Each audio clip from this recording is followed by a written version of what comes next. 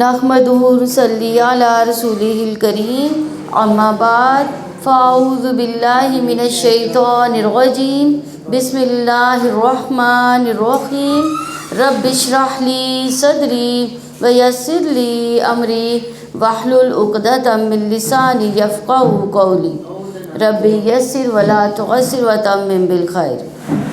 علماء کے اٹھائے جانے سے پہلے علم حاصل کر لینا چاہیے۔ عبداللہ بن عمرو بن عاص رضی اللہ عنہ کہتے ہیں کہ میں نے رسول اللہ صلی اللہ علیہ وآلہ وسلم کو فرماتے سنا، بے شک اللہ علم کو اس طرح نہیں اٹھا لے گا کہ اس کو بندوں سے چھین لے، یعنی جس نے علم حاصل کیا ہو اس سے واپس لے لے، بلکہ وہ علماء کو موت دے کر علم اٹھا لے گا، حتیٰ کہ جب کوئی عالم باقی نہیں رہے گا تو لوگ جاہلوں کو سردار بنا لیں گے، بس ان سے سوال کیے جائیں گے کہ وہ بغیر علم کے فتوے دیں گے، پھر خود بھی گمراہ ہوں گے اور لوگوں کو بھی گمراہ کریں گے، اور یہ قیامت کی نشانیوں میں سے ایک نشانی ہے۔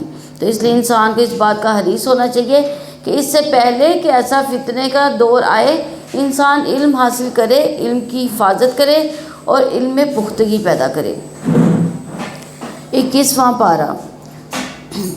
اعوذ باللہ من الشیطان الرجیم اتل ما اوحی الیک من الکتاب واقم الصلاۃ ان الصلاۃ تنہی عن الفحشاء والمنکر ولذکر اللہ اکبر واللہ یعلم ما تصنعون۔ آپ تلاوت کرو اس کتاب میں سے جو آپ کی طرف وحی کی گئی ہے، اور نماز قائم کرو، یقیناً نماز بے حیائی برے کاموں سے روکتی ہے۔ اللہ تعالیٰ کا ذکر یقیناً بہت بڑا ہے، جو کچھ تم کرتے ہو اللہ تعالیٰ جانتا ہے۔ تو یہاں براہ راست نبی صلی اللہ علیہ وسلم سے خطاب کیا جا رہا ہے، اور آپ ہمارے لیے اسوۂ حسنہ ہیں، تو آپ صلی اللہ علیہ وسلم کی پیروی میں ہمیں بھی یہی کام کرنا چاہیے۔ اور وہ کام کیا ہے؟ اس کتاب کی تلاوت کیجیے۔ تلاوت کا مطلب قرآن مجید کو پڑھنا بھی ہے اور پھر اس کی پیروی بھی کرنا ہے۔ اور تلون کا مطلب ہوتا ہے کہ کسی چیز کے پیچھے پیچھے آنا، یعنی اس کو فالو کرنا۔ تو جو احکامات اس قرآن میں ہیں ان پر عمل کرنا، قرآن کی کثرت سے تلاوت کرنا انسان کی بصیرت میں اضافہ کرتا ہے، علم کے باریکیوں کے خزانے کو اس پر کھول دیتی ہے۔ اور یہ کتاب ایسی نہیں جس کو پہلی بار پڑھنے سے یا ایک بار پڑھنے سے اس کے سارے فائدے حاصل ہو جائیں گے، بلکہ جو آپ پڑھتے جائیں گے، یعنی ایک دفعہ ختم ہوا تو پھر شروع کر دیں، تو تلا یتلو تلون، اس کو پڑھتے چلے جائیں، وقت کے ساتھ ساتھ آپ کا علم بھی بڑھتا جائے گا، تجربہ بھی بڑھتا جائے گا، آپ کے اوپر مختلف طرح کی کیفیات آتی ہیں، ان سب میں قرآن کی تلاوت انسان کو بے پناہ فائدہ عطا کرتی ہے، اور جب اس کے راز انسان پر کھلتے ہیں تو اس کی روح سیراب ہو جاتی ہے، اور جیسے جیسے پڑھنے والا قرآن کو کثرت سے پڑھتا جاتا ہے، قرآن اس کو اپنی روشنیوں کی مزید چمک عطا کرتا جاتا ہے، اور پھر انسان اللہ تعالیٰ کی طرف راغب ہو جاتا ہے۔ وَأُتْلُ میں ایک معنی پڑھ کر سنانے کا بھی آتا ہے کہ نبی صلی اللہ علیہ وسلم کے لیے خاص طور پر حکم دیا گیا تھا کہ کیونکہ جبریل علیہ السلام آپ صلی اللہ علیہ وسلم کے پاس قرآن لے کر آئے تھے، تو آپ کی یہ ذمہ داری تھی کہ آپ صلی اللہ علیہ وسلم اب لوگوں کو پڑھ کر سنائیں، یعنی صرف لکھا ہوا نہ دیا جائے بلکہ پڑھ کر بھی سنایا جائے۔ تو جب آپ صلی اللہ علیہ وسلم پر کوئی صورت نازل ہوتی تو آپ صلی اللہ علیہ وسلم لوگوں میں اس کو پڑھ کر سناتے، نمازوں میں پڑھتے۔ وَأَقِیمُوا الصَّلَاةَ کہ نماز قائم کرو، آگے یہ فرمایا گیا کہ نماز قائم کرنے میں اس کی تمام شرائط، اس کے آداب، واجبات، سنت، ان تمام چیزوں کا اہتمام کیا جائے، اور پھر خاص طور پر خشوع اور حضور سے پڑھی گئی نماز، اس کا کیا فائدہ ہوگا؟ ان الصلاۃ تنہی عن الفحشاء والمنکر کہ انسان کو بے حیائی اور برائی سے روکتی ہے۔ بے حیائی، فحشاء یعنی چھوٹے بڑے گناہوں سے، اور منکر ہر وہ عمل جس سے شریعت انسان کی عقل انکار کرتی ہو۔ تو نماز کا انسان کی زندگی میں ایک اثر ہونا چاہیے۔ نماز صرف زبانی، قلبی، بدنی عبادت نہیں، یعنی یہ ایک ایسی بات ہے جو ہمارے دل، زبان، اعضاء سب شریک ہوتے ہیں اس میں۔ زبان سے ہم ادا کر رہے ہوتے ہیں، اور دل سے ہم خشوع و رضو کر رہے ہوتے ہیں، اور اعضاء ہمارے اس کا وہ پرفارمنس کر رہے ہوتے ہیں، لیکن اس کا اثر ہماری پوری لائف پر بھی ہونا چاہیے۔ اور سب سے زیادہ یہ کہ انسان بے حیائی کے کاموں سے رک جائے، بڑی بڑی برائیوں اور بڑے بڑے گناہ سے رک جائے، اور یہ اسی وقت ہو سکتا ہے جب انسان نماز کو سوچ سمجھ کر پڑھے، توجہ سے پڑھے، اس بات کا یقین رکھے کہ میں اللہ کے حضور کھڑا ہوں۔ اور وہ نماز انسان کے اندر اللہ کے ڈر میں مزید اضافہ کرے۔ نماز اگر کوئی صحیح طریقے سے پڑھتا ہے تو یہ ہو ہی نہیں سکتا کہ پھر اس کی برائیاں اس سے نہ چھوٹیں، کیونکہ نماز اس کو اپنا احتساب کرنا سکھا دیتی ہے۔ اور آپ نے دیکھا ہوگا نماز کے اندر اپنی کوتاہیاں بھی یاد آتی ہیں، بہت سی چیزیں یاد آتی ہیں۔ جب انسان ساری دنیا سے منقطع ہو جاتا ہے، اللہ سبحانہ تعالیٰ کے سامنے کھڑے ہو کر ایک نقطے پر فوکس کرتا ہے، تو یہ پروسیس ایک ایسا عمل ہے جس سے انسان کا تزکیہ ہوتا ہے، اندر کی خرابیاں بھی دور ہوتی ہیں، باہر کی بھی۔ شرط یہ ہے کہ انسان اس کو صحیح طریقے سے ادا کرنے والا ہو۔ صحیح طریقے میں ظاہری آداب بھی، باطنی آداب بھی شامل ہے۔ ابو ہریرہ رضی اللہ عنہ سے مروی ہے، وہ کہتے ہیں ایک آدمی نبی صلی اللہ علیہ وسلم کی خدمت میں حاضر ہوا، کہنے لگا فلاں آدمی رات کو نماز پڑھتا ہے اور دن کو چوری کرتا ہے۔ آپ صلی اللہ علیہ وسلم نے فرمایا عنقریب اس کی نماز اسے اس کام سے روک دے گی۔ یعنی بہت دفعہ لوگوں کے اندر یہ سوال پیدا ہوتا ہے کہ کچھ لوگ نماز پڑھتے لیکن برے کام نہیں چھوڑتے، کہ ایک شخص نماز کی پابندی اختیار کرتا ہے، اس کو پورے شعور کے ساتھ ادا کرتا ہے، تو ایک دن آتا ہے کہ نماز غالب آ جاتی ہے اور برائیاں اسے پیچھے چلی جاتی ہیں، اس طرح تمام گناہوں کا بوجھ بھی ہلکا ہو جاتا ہے۔ رسول اللہ صلی اللہ علیہ وسلم نے فرمایا بندہ جب نماز کے لیے کھڑا ہوتا ہے اس کے سارے گناہ لا کر اس کے کندھوں پر رکھ دیے جاتے ہیں، اور جب وہ رکوع کرتا ہے اس کے گناہ جھڑتے ہیں، اور جب وہ سجدہ کرتا ہے کہ اس کے گناہ جھڑ جاتے ہیں۔ اور تم اہل کتاب سے جھگڑا نہ کرو مگر انتہائی احسن انداز میں، سوائے ان لوگوں کے جنہوں نے ان میں سے ظلم کیا، اور کہہ دو کہ ہم اس پر ایمان لائے ہیں جو ہماری طرف نازل کیا گیا، جو تمہاری طرف نازل کیا گیا، اور ہمارا معبود تمہارا معبود ایک ہی ہے، اور ہم اس کی فرما برداری کرنے والے ہیں۔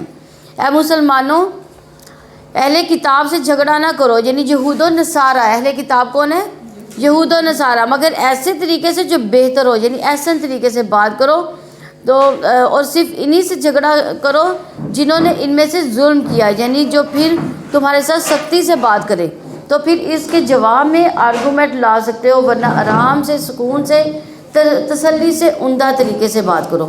یہ بہت بڑی حکمت کی بات ہے جو یہاں سکھائی جا رہی ہے کہ اہل کتاب سے جب واسطہ ہو، دین کے موضوع پر، اسلام کے ٹاپک پر بات ہو، تو اس وقت کامن گراؤنڈ پر بات ہونی چاہیے، یعنی ایک ٹرسٹ بلڈ کیا جائے کہ ہمارا رب ایک ہے، ہمارا دین ایک ہے، اور جب ہم ایمان اس ساری کتابوں پر لاتے ہیں تو پھر ہمیں آپس میں جھگڑنے کی کوئی ضرورت نہیں، بلکہ صحیح طور پر محمد صلی اللہ علیہ وسلم کی رسالت کو مان لینے کی ضرورت ہے۔ اور اسی طرح ہم نے آپ کی طرف کتاب نازل کی، پھر جن لوگوں کو ہم نے کتاب دی وہ اس پر ایمان لاتے، اور اہل مکہ میں سے بھی جو اس پر ایمان لاتے وہ ہماری آیات کا انکار کافروں کے سوا کوئی نہیں کرتا۔ یعنی اے نبی صلی اللہ علیہ وسلم، اس سے پہلے نہ تو آپ صلی اللہ علیہ وسلم کوئی کتاب پڑھ سکتے تھے، نہ اپنے ہاتھ سے لکھ سکتے تھے، کیونکہ آپ صلی اللہ علیہ وسلم امی تھے، لکھنا پڑھنا نہیں جانتے تھے۔ اگر ایسی کوئی بات ہوتی تو باطل پرست شبے میں پڑھ سکتے تھے، لیکن اب انہیں یقین ہونا چاہیے کہ نبی جو 40 سال تک ان میں رہا، جو ان کو پتہ تھا کہ پڑھا لکھا نہیں ہے، تو اب وہ اتنی حکمت کی باتیں کرنے لگا، اتنا عمدہ کلام سنانے لگا ہے، تو یہ اس کی اپنی نہیں ہے، اس نے خود نہیں گڑھا، بلکہ اللہ سبحانہ تعالیٰ کی طرف سے ہے۔ اور آپ اس سے پہلے کوئی کتاب نہیں پڑھتے تھے، اور نہ ہی آپ اپنے دائیں ہاتھ سے لکھتے تھے، تب تو باطل پرست ضرور شک کرتے، بلکہ یہ ان لوگوں کے سینوں کی واضح آیات ہے جنہیں علم دیا گیا۔ ہماری آیات کا انکار ظالموں کے سوا کوئی نہیں کرتا، بلکہ وہ قرآن تو واضح آیات ہے جو ان لوگوں کے سینوں میں محفوظ ہے جنہیں علم دیا گیا۔ تو صاحب علم کون ہوتا ہے؟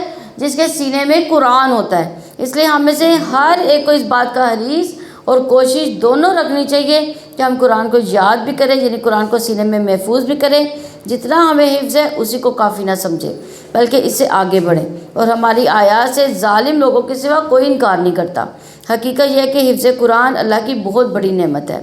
حسن کہتے ہیں اس امت کو قرآن کا حفظ عطا کیا گیا، جبکہ اس سے پہلے لوگ صرف اپنی کتاب کو دیکھ کر پڑھ سکتے تھے، یعنی تورات کے حافظ آپ کو نہیں ملیں گے، انجیل کے حافظ نہیں آپ کو ملیں گے، یہ حافظ آپ کو قرآن ہی کے ملیں گے، اور یہ اس امت میں بہت بڑا انعام ہے۔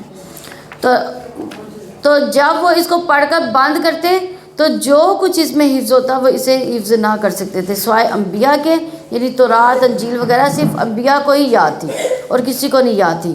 جیسے زبور جو تھی وہ حضرت داؤد علیہ السلام کو حفظ تھی، اور وہ اپنے کام کاج کے دوران اس کو زبانی ہی پڑھ لیا کرتے تھے۔ اور حافظ قرآن کی بڑی شان ہے، وہ معزز فرشتوں کے ساتھ ہوگا۔ نبی صلی اللہ علیہ وسلم نے فرمایا اس شخص کی مثال جو قرآن پڑھتا ہے اور وہ اس کا حافظ بھی ہے، حفظ کر کے چھوڑ نہیں دیا بلکہ پڑھتا رہتا ہے، وہ ان فرشتوں کے ساتھ ہے جو لکھنے والے ہیں، یعنی کرامن کاتبین معزز اور بزرگی والے۔ اور وہ شخص جو قرآن بار بار پڑھتا ہے پھر بھی وہ اس کے لیے دشوار ہے، اس کے لیے دوہرا اجر ہے۔ اور قیامت کے دن باعمل حافظ قرآن کے والدین کو بھی بہت بڑا اعزاز دیا جائے گا۔ رسول اللہ صلی اللہ علیہ وسلم نے فرمایا جس نے قرآن پڑھا، سیکھا، اس پر عمل کیا تو اس کے والدین کو قیامت کے دن نور کا ایسا تاج پہنایا جائے گا جس کی روشنی سورج کی روشنی کی طرح ہوگی۔ اس کے والدین کو ایسے ریشمی حلے پہنائے جائیں گے پوری دنیا میں ان 2 حلوں کی قیمت کے برابر نہ ہوگی۔ وہ کہیں گے یہ ہمیں کیوں پہنایا گیا؟ کہا جائے گا تمہارے بچے کے قرآن حاصل کرنے کی وجہ سے۔ آج آپ دیکھیں آپ کا بچہ اگر دنیا میں کوئی ڈگری حاصل کرتا ہے تو زیادہ سے زیادہ کیا ہوتا ہے؟ ڈگری جب ملتی ہے تو کیا پہنایا جاتا ہے؟ لباس پہنایا جاتا ہے۔ اس کے بعد انوائٹ بھی کیا جاتا ہے، والدین کو انوائٹ کیا جاتا ہے۔ اس وقت والدین کتنے پھولے نہیں سما رہے ہوتے کہ ہمارے بچوں کو یہ ڈگری ملنے والی، تو وہ ڈگری کیا ڈگری ہوگی، وہ حلے کیا حلے ہوں گے جب والدین کو پہنائے جائیں گے۔ تو اس لیے ہمیں اپنے بچوں کو صرف دنیاوی تعلیم کے لیے مال نہیں لگانا چاہیے، کوششیں نہیں کرنی چاہیے، بلکہ دینی تعلیم کے پیچھے بھی ان کی آخرت بھی سنوارنی چاہیے۔ اور حفظ قرآن کا عمل جو ہے وہ بہت صبر آزما ہے، اور اس میں بہت پریشر ہوتے ہیں۔ ایک تو خود قرآن یاد کرنے کا ہوتا ہے، دوسرا لوگوں کا بھی بہت پریشر ہوتا ہے کہ تم کب تک اسکول سے غائب رہو گے۔ یعنی بعض لوگ کہتے ہیں یہ بچے پیچھے رہ رہے ہیں، یعنی بچوں کے ذہن میں بھی ڈال دیا جاتا ہے کہ تم اسکول سے پیچھے رہ گئے ہو، تو وہ اتنے کنفیوز ہو جاتے ہیں کہ ہم یہ قرآن یاد کریں یا نہ کریں، اور کنفیوژن میں ہی بعض بچے جو ہے حفظ چھوڑ دیتے ہیں کہ ہم تو دوسرے بچوں سے پیچھے رہ رہے ہیں۔ تو لیکن ان کو یہ والی حدیثیں سنانی چاہیے تاکہ ان کے بھی ذہن میں ہو کہ یہ ہمیں اعلیٰ درجے کی ڈگری مل رہی ہے۔ اور انہوں نے کہا کہ اس پر اس کے رب کی جناب سے معجزات کیوں نہیں اتارے گئے؟ آپ کہہ دیں کہ معجزات صرف اللہ تعالیٰ کے پاس ہے اور میں صرف اور صرف کھلا ڈرانے والا ہوں۔ کیا انہیں یہ کافی نہیں کہ یقیناً ہم ہی نے آپ پر کتاب نازل کی جو انہیں پڑھ کر سنائی جاتی ہے؟ بلا شبہ اس میں یقیناً رحمت و نصیحت ہے اس قوم کے لیے جو ایمان لاتے ہیں۔ یعنی یہ اہل مکہ اور کوئی نشانی کیوں طلب کرتے تھے، حالانکہ قرآن کریم سب سے بڑی نشانیوں میں سے نشانی ہے۔ ایک نشانی یعنی نبی صلی اللہ علیہ وسلم کی نبوت بھی اس سے ثابت ہوتی ہے کہ آپ صلی اللہ علیہ وسلم امی تھے، پڑھے لکھے نہیں تھے، لیکن آپ صلی اللہ علیہ وسلم یہ کتاب پیش کر دی تو یہ نشانیوں میں سے نشانی ہے، یعنی اس کے بعد کوئی نشانی طلب کرنے کی ضرورت نہیں رہ جاتی۔ ان کے ایمان میں بھی، علم میں بھی، عمل میں بھی اضافہ ہوگا اس سے۔ تو حقیقت یہ کہ ہر نبی کو معجزے عطا کیے گئے، لیکن وہ معجزے کیسے تھے؟ یعنی وہ معجزے ان کے ساتھ ہی ختم ہو گئے دنیا سے، یعنی ان کو دیے گئے ساتھ ہی ختم۔ لیکن رسول اللہ صلی اللہ علیہ وسلم نے فرمایا ہر نبی کو ایسے معجزے عطا کیے گئے جو اس جیسے دوسرے انبیاء کو بھی عطا کیے گئے، یعنی ملتے جلتے معجزے بھی تھے، اور لوگ اس پر ایمان لائے۔ مجھے جو معجزہ عطا کیا گیا وہ وحی الہی یعنی قرآن ہے جو اللہ نے میری طرف نازل کیا، اور مجھے امید ہے کہ قیامت کے دن میری پیروی کرنے والوں کی تعداد ان سے زیادہ ہوگی۔ تو جو نبی صلی اللہ علیہ وسلم کے قول سے یہ پتہ چلتا ہے کہ قرآن ایک معجزہ ہے، جس طرح آپ کی رسالت قیامت تک ہے اسی طرح آپ کا یہ معجزہ بھی قیامت تک باقی رہے گا۔ آپ کہہ دیں کہ میرے اور تمہارے درمیان اللہ تعالیٰ گواہ کافی ہے، وہ جانتا ہے جو کچھ آسمانوں اور زمین میں ہے۔ جو لوگ باطل پر ایمان لائے انہوں نے اللہ تعالیٰ کے ساتھ کفر کیا، وہی خسارہ اٹھانے والے ہیں، اور وہ آپ سے جلد عذاب مانگتے ہیں، اور اگر ایک مدت مقرر نہ ہوتی تو ان پر عذاب ضرور آ جاتا، یقیناً وہ ان پر اچانک آئے گا، حالانکہ وہ شعور بھی نہ رکھتے ہوں گے۔ دیکھیں وہ کیسے لوگ تھے کہ عذاب سے بھی نہیں ڈرتے تھے، اور آپ سے جلد عذاب مانگتے ہیں۔ یقیناً جہنم کافروں کو گھیرنے والی ہے، جس دن عذاب انہیں ان کے اوپر سے ڈھانک لے گا، ان کے قدموں کے نیچے سے بھی اللہ تعالیٰ فرمائے گا چکھو اس کا مزہ جو کچھ تم کرتے ہو۔ یعنی یہ عذاب کی شدت بتائی جا رہی ہے کہ جہنم کا عذاب کتنا سخت ہوگا۔ آپ تھوڑی دیر کے لیے اگر امیجن کریں کہ آپ ایک کمرے میں ہیں، آپ کے فرش کے نیچے بھی آگ لگی ہو، اوپر بھی آگ ہے، دیواروں پر بھی آگ ہے، تو آپ کہاں بھاگیں گے؟ تو وہاں سے بھاگنے کی کوشش تو کریں گے نا، لیکن جہنم میں جب یہ عذاب ہوگا اس طرح کا تو وہاں سے ہم بھاگ نہیں سکیں گے، وہاں پہ کوئی بھی بھاگنے کی چیز نہیں ہوگی۔ اے میرے بندو جو ایمان لائے، بلا شبہ میری زمین بہت وسیع ہے، چنانچہ تم صرف میری ہی عبادت کرو۔ یعنی کوئی بھی ایسی زمین، کوئی بھی ایسی جگہ جہاں انسان توحید پر، ایک اللہ کی عبادت پر قادر نہ ہو، جہاں انسان حرام کاموں سے نہ بچ سکے، پھر انسان کو وہ جگہ چھوڑ دینی چاہیے تاکہ انسان اپنی زندگی اللہ تعالیٰ کی عبادت میں گزار سکے۔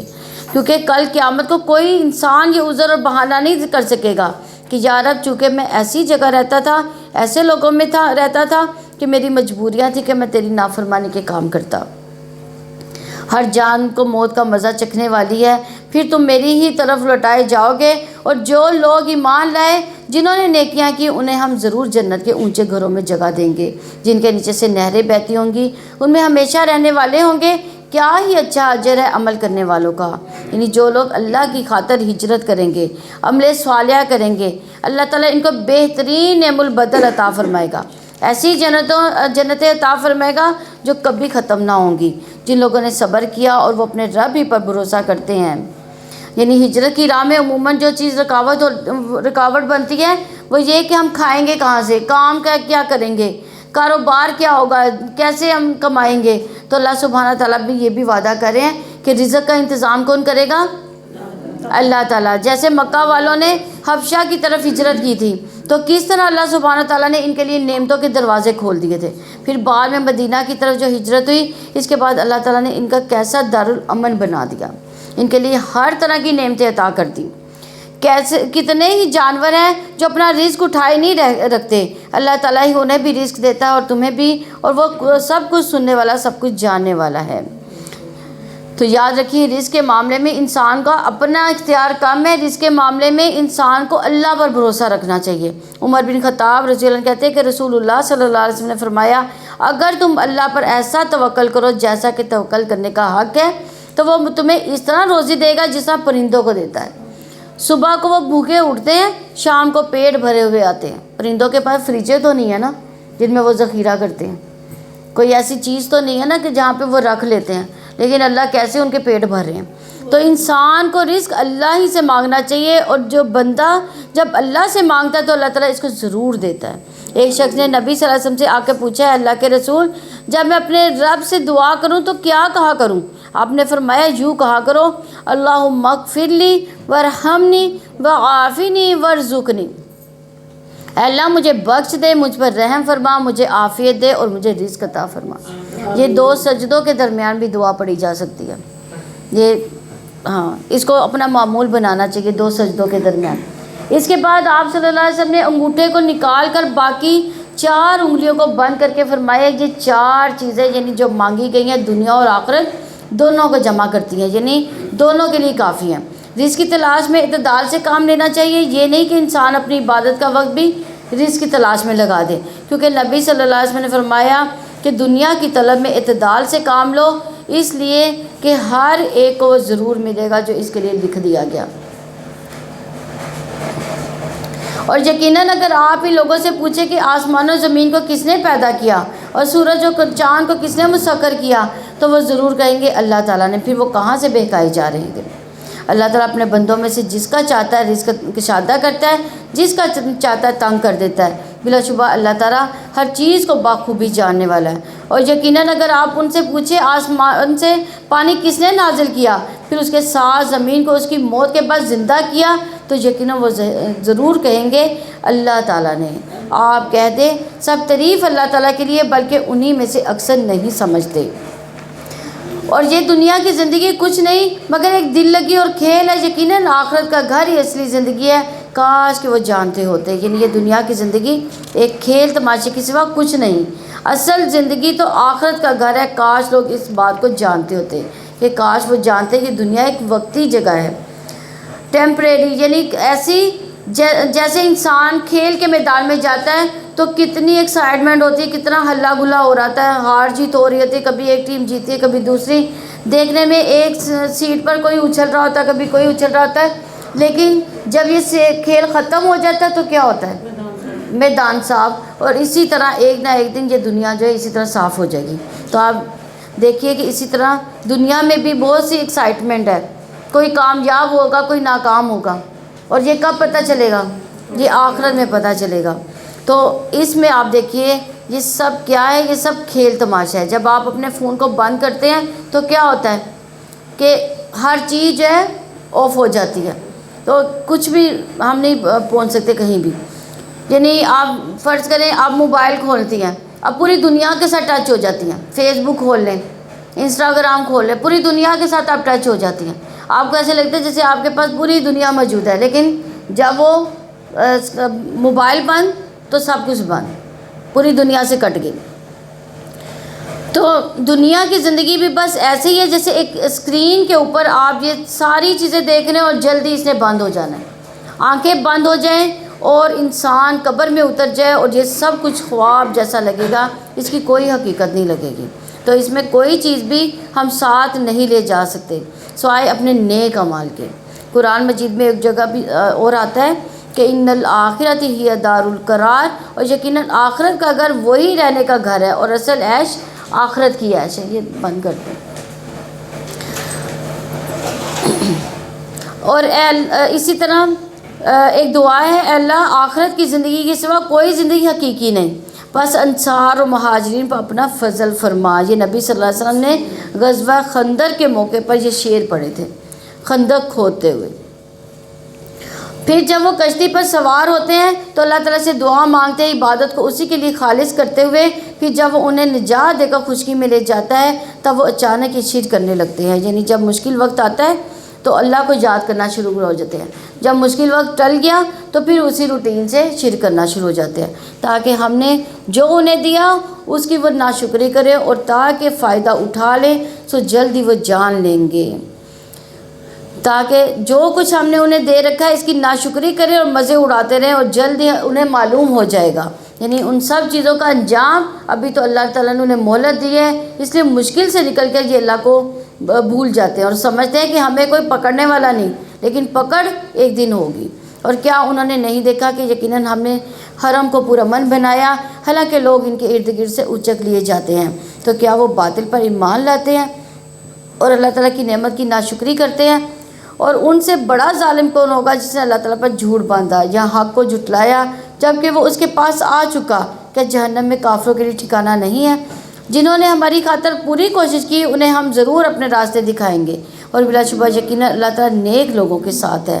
تو ہدایت کا تعلق کس کے ساتھ ہے؟ جد و جہد کے ساتھ، محنت کے ساتھ، کوشش کے ساتھ۔ سخت محنت کرے گا تو اللہ سبحانہ تعالیٰ اس کو اپنی طرف آنے کا راستہ یعنی ہدایت کا راستہ ضرور دکھا دے گا۔ ابن قیم کہتے ہیں اللہ کے جہاد کو ہدایت کے ساتھ معلق کیا۔ لوگوں میں سے جو زیادہ جہاد کرنے والا، زیادہ محنت کرنے والا، وہ کامل ہدایت والا، اور سب سے زیادہ فرض جہاد نفس کے ساتھ جہاد ہے۔ یعنی سب سے زیادہ انسان کو اسٹرگل اپنے نفس کے ساتھ کرنی پڑتی ہے، اپنے آپ کے ساتھ کرنی پڑتی ہے۔ کیسے؟ خواہش کے ساتھ جہاد کرنا پڑتا ہے، شیطان کے ساتھ جہاد کرنا پڑتا ہے، دنیا کے ساتھ کرنا پڑتا ہے۔ جو شخص ان چار چیزوں کے ساتھ اللہ کی رضا کے لیے جہاد کرتا ہے، اللہ تعالیٰ اسے اپنی رضا کے راستوں کی طرف ہدایت ضرور فرماتا ہے، جو اسے اس کی جنت یعنی اللہ کی جنت کی طرف پہنچا دیتے ہیں۔ جو شخص جہاد کو چھوڑ دیتا ہے وہ ہدایت سے اس قدر محروم رہ جاتا ہے جس قدر وہ جہاد کو معطل کرتا ہے۔ تو یاد رکھیے آج کل آپ خوب محنت کر رہے ہیں، بھاگ دوڑ کر رہے ہیں، چل پھر رہے ہیں، اور یہ سب کچھ کیا ہے؟ یہ جہاد ہے، یہ محنت ہے۔ یہاں آنے کے لیے جو گھر کے کاموں سے یعنی دوڑ لگاتے ہیں کہ ہم فٹافٹ پہنچ جائیں، آپ اور باقی ذمہ داری کو پورا کرتے ہیں یا ان کو ایک طرف کرتے ہیں، تو اس میں آپ کی نیند بھی قربان ہوتی ہے، آپ کی بہت سی خواہشات بھی ہوتی ہیں اور آپ اپنی آرام کو بھی قربان کرتی ہیں۔ سب چھوڑ کے آپ محنت کر کے قرآن سمجھ کے لیے آتے ہیں، تو یہ بھی آپ کا جہاد ہے۔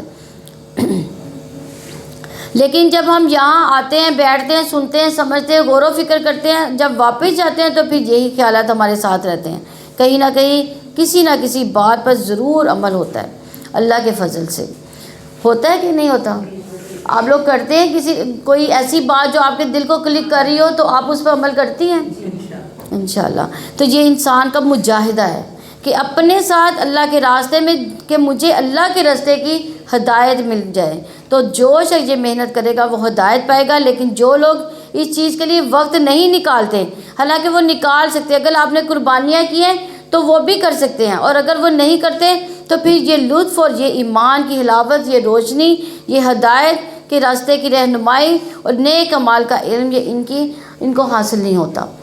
تو پھر بعض کا وہ صرف اپنی کنفیوژن میں رہتے ہیں، ریگریٹ میں رہتے ہیں، پریشانیوں میں رہتے ہیں، کیونکہ قرآن دلوں کے لیے بھی شفا ہے جب تک انسان محنت نہ کرے۔ اس وقت تک یہ سب دولت حاصل نہیں ہو سکتی، تو یہ اللہ کا وعدہ ہے جو محنت کرے گا میں اس کو ضرور عطا کروں گا۔ جہاں تک نفس سے مجاہدے کا تعلق ہے تو یہ سب سے بڑا جہاد ہے۔ ابو سلیمان دردانی کہتے ہیں کہ اس آیت میں جہاد سے مراد کافروں کے ساتھ جنگ کرنا نہیں، بلکہ دین کی حمایت اور مدد کرنا، باطل پرستوں کا رد کرنا، ظالموں کو روکنا، نیکی کا حکم دینا، برائیوں سے روکنا۔ اس جہاد میں نفسوں کا اللہ کی اطاعت میں کوشش کرنا بھی شامل ہے، اور یہی جہاد اکبر ہے، یعنی نفس کو اللہ کی اطاعت کے لیے راغب کرنا جہاد اکبر ہے۔ رسول اللہ صلی اللہ علیہ وسلم نے فرمایا، مسند احمد کی روایات میں ہے، مجاہد وہ ہوتا ہے جو اللہ کی اطاعت کے معاملے میں اپنے نفس سے جہاد کرے۔ نفس جو ہوتا ہے وہ برائی پر اکساتا ہے، ان النفس لامارۃ بالسوء، لیکن انسان جب نفس کی نہیں مانتا، نیند قربان کرتا ہے، بھوک قربان کرتا ہے، روزہ رکھ لیتا ہے، قیام اللیل کرتا ہے، تو یہ دراصل اپنے ساتھ کیا کر رہا ہے؟ جہاد کر رہا ہے۔ تو مجاہدہ ہوتا ہے جو اللہ کی اطاعت کے معاملے میں اپنے نفس پہ جہاد کرے۔ تو ایسا انسان صرف جان سے نہیں، نفس سے نہیں، بلکہ مال سے بھی جہاد کرتا ہے۔ ایک شخص نبی صلی اللہ علیہ وسلم کے پاس آیا اور اس نے پوچھا، لوگوں میں سے افضل کون ہے؟ تو آپ نے فرمایا، جو شخص اپنے مال، اپنے نفس کے ساتھ اللہ کے راستے میں جہاد کرے۔ رسول اللہ صلی اللہ علیہ وسلم نے یہ خوشخبری بھی دی، اللہ تبارک تعالیٰ کی راہ میں جہاد کرو، کیونکہ اللہ کے راستے میں جہاد کرنا جنت کے دروازوں میں سے ایک دروازہ ہے، جس کے ذریعے اللہ انسان کو غم اور پریشانی سے نجات عطا فرماتا ہے۔ یعنی جب آپ اس کام کی محنت میں لگتے ہیں، اللہ کے راستے میں دوڑنے لگتے ہیں، تو اس کے نتیجے میں آپ کو غموں اور پریشانیوں سے بھی نجات ملتی ہے۔ سورہ روم مکی ہے، اس میں 60 آیات اور 6 رکوع ہیں۔ اللہ کے نام سے جو وسیع رحمت والا، نہایت رحم والا ہے۔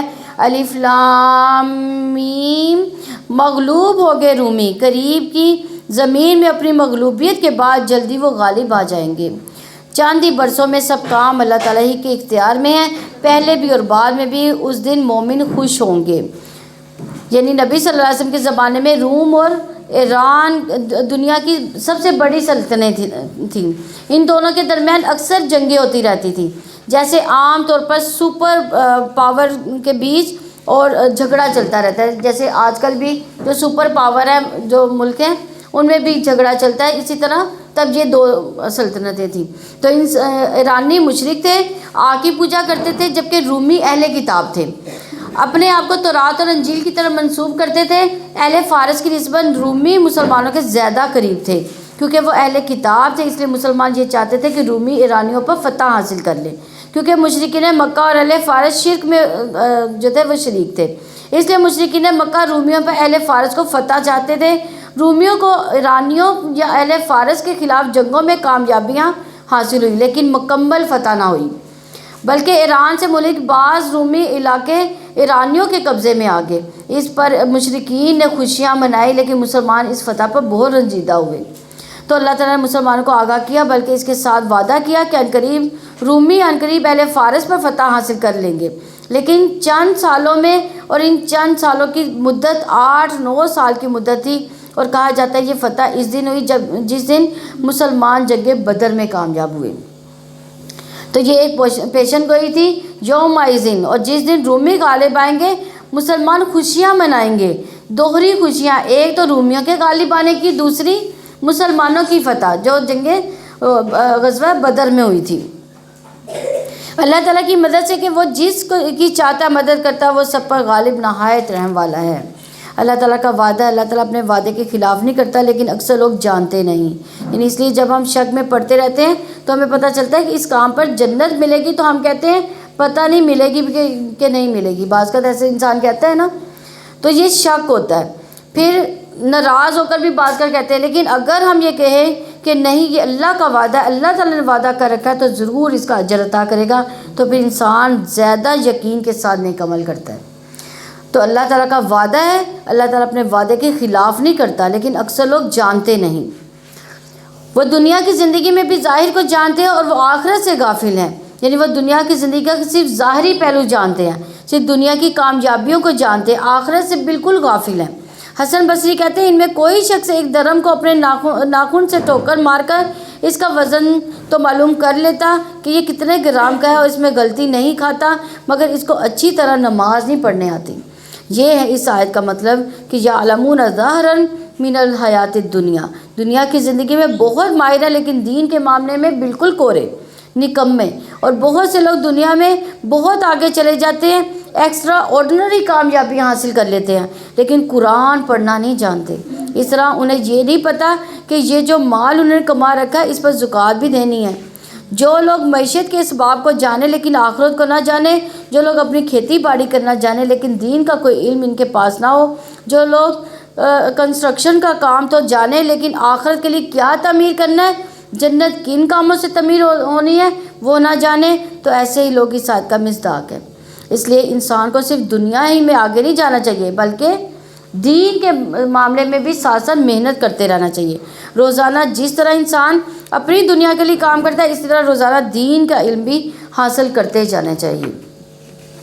عبداللہ بن مسعود رضی اللہ عنہ کہتے ہیں کہ رسول اللہ صلی اللہ علیہ وسلم نے فرمایا جو چیز بھی تمہیں جنت کے قریب کر سکتی ہے میں نے تمہیں اس کا حکم دے دیا، اور جو چیز تمہیں جہنم کے قریب کر سکتی ہے میں نے تمہیں اس سے بھی منع کر دیا۔ یہ ساری چیزوں کا علم موجود ہے، اب اگر کوئی شخص اسے فائدہ نہ اٹھائے تو وہ اس کا اپنا نقصان ہے۔ اور کیا انہوں نے اپنے آپ میں غور و فکر نہیں کیا کہ اللہ تعالیٰ نے آسمان و زمین کو ان کے درمیان کو برحق مدت مقررہ تک پیدا کیا، اور یقیناً بہت سے لوگ اپنے رب کی ملاقات کا یقیناً انکار کرنے والے ہیں۔ اور کیا وہ زمین میں چلے پھرے نہیں کہ وہ دیکھتے کہ ان سے پہلے لوگوں کا کیا انجام ہوا، اور وہ اس سے قوت میں بہت زیادہ تھے، انہوں نے زمین کو خوب پھاڑا تھا اور اسے ان سے زیادہ آباد کیا تھا، ان کے پاس ان کے رسول واضح دلائل لائے، تو اللہ تعالیٰ ایسا نہ تھا کہ ان پر ظلم کرتا بلکہ اپنی جانوں پر وہ خود ظلم کیا کرتے تھے۔ پھر جن لوگوں نے برے کام کیے تھے ان کا انجام بہت ہی برا ہوا، کیونکہ انہوں نے اللہ تعالیٰ کی آیات کو جھٹلایا تھا اور وہ ان کا مذاق اڑاتے تھے۔ اللہ تعالیٰ تخلیق کی ابتدا کرتا ہے پھر وہ اس کا اعادہ کرے گا، پھر اس کی طرف ہی تم لوٹائے جاؤ گے، اور جس دن قیامت قائم ہوگی مجرم سخت مایوس ہوں گے۔ یعنی جس دن قیامت قائم ہوگی تو اس دن مجرم لوگ سخت مایوس ہوں گے، کیونکہ ان کو نظر آ جائے گا کہ اس دن کی ہم نے کیا تیاری کی تھی۔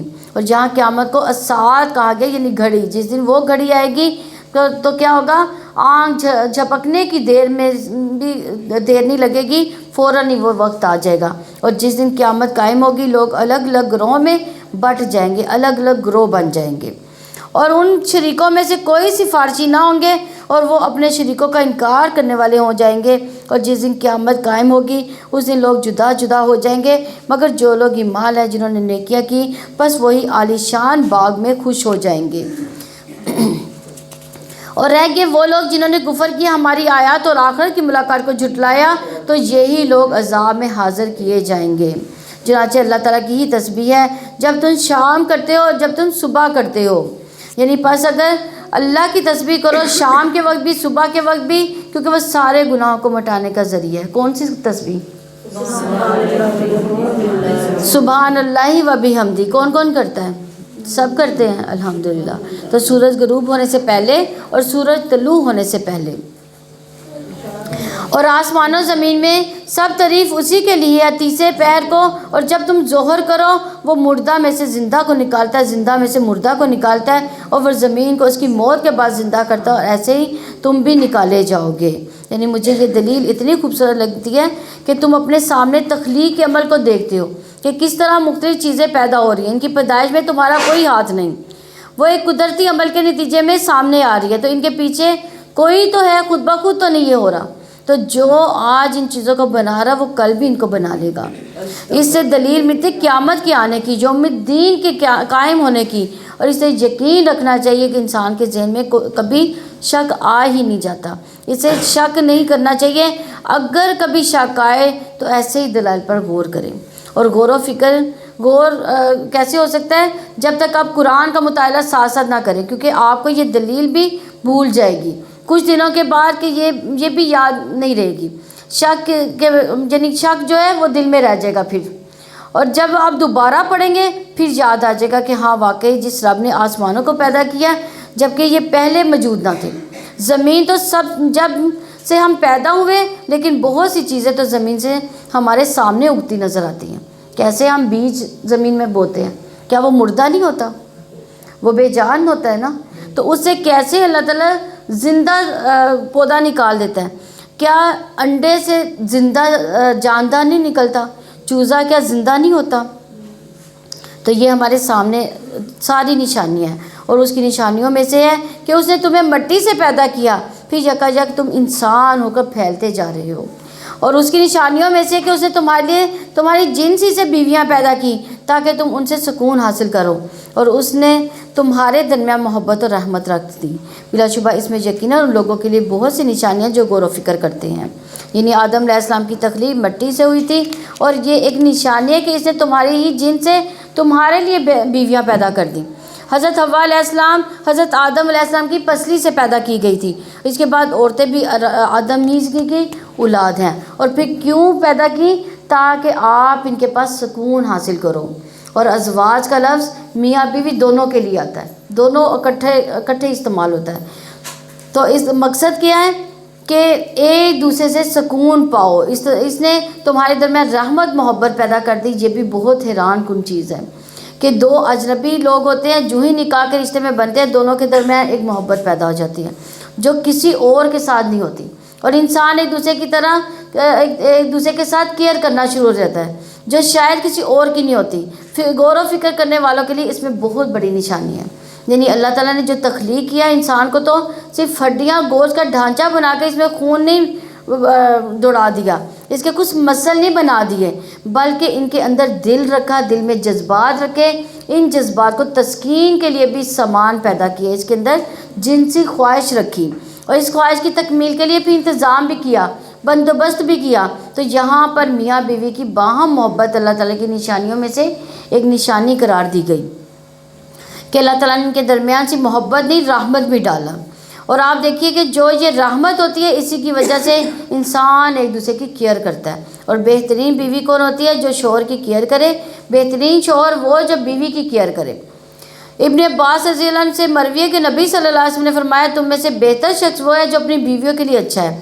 حسن بصری سے مرسل روایت ہے کہ اللہ تعالیٰ کے نزدیک پسندیدہ وہ ہے اپنے اہل و عیال کو، اپنے گھر والوں کو سب سے زیادہ نفع دینے والا. اسی طرح نبی صلی اللہ علیہ وسلم حضرت عمر بن عاص رضی اللہ عنہ کے سوال پر کہ آپ صلی اللہ علیہ وسلم کو سب سے زیادہ کس سے محبت ہے، علی اعلان بتا دیا کہ حضرت عائشہ رضی اللہ عنہ سے. تو اس سے پتہ چلتا ہے کہ بیوی کے لیے اگر دل میں محبت ہے تو اس کا ذکر کرنے اور اظہار کرنے میں کوئی حرج نہیں.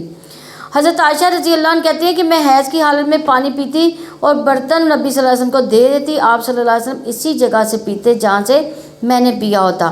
میں ہڈی سے گوشت کھا کر وہ ہڈی نبی صلی اللہ علیہ وسلم کو دے دیتی. آپ اسی جگہ سے کھا جاتے جہاں سے میں نے کھایا ہوتا. حالانکہ میں حیض کی حالت میں ہوتی تھی اور حیض کی حالت میں عورت کوئی اچھوت نہیں ہو جاتی. اسی طرح جو عورت شوہر سے محبت کرتی ہے اس کی بھی فضیلت ہے. نبی صلی اللہ علیہ وسلم نے فرمایا کہ میں تمہیں ان عورتوں کی خبر نہ دوں جو جنت میں ہوں گی؟ ہم نے عرض کیا ضرور اے اللہ کے رسول صلی اللہ علیہ وسلم. آپ صلی اللہ علیہ وسلم نے فرمایا محبت کرنے والی زیادہ بچے جننے والی. جب اسے غصہ آئے یا اس کے ساتھ برا کیا جائے یا اس کا شوہر اس کے ساتھ غصہ یا ناراض ہو تو کہتی ہیں میرا ہاتھ آپ کے ہاتھ میں ہے اور میں اپنی آنکھوں میں نیند کا سرما نہیں لگاؤں گی جب تک آپ راضی اور خوش نہ ہو جائے. یعنی شوہر کی دل دادا کرنے والی، اس کو منانے والی. کیونکہ مردوں کے لیے باہر کی دنیا میں بہت سٹریس اور پریشر ہوتے ہیں کہ جس کے لیے انہیں گھر آ کر سکون چاہیے ہوتا ہے. لیکن اگر بیوی بد اخلاق ہوگی پھر سکون اس کا غارت ہو جائے گا اور گھر جہنم کا نمونہ بن جائے گا. تو ایسے میں عورت کو سمجھنا چاہیے یہی چیز پھر باہم محبت کو مزید بڑھاتی ہے. دوسری طرف نبی صلی اللہ علیہ وسلم نے مومن مرد کو بھی تلقین کی کہ کوئی مومن مرد کسی مومن عورت سے بغض نہ رکھے. یعنی اپنی بیوی سے نفرت نہ کرو. اگر اس کی کوئی ایک عادت تمہیں پسند نہیں تو دوسری پسند آ جائے گی.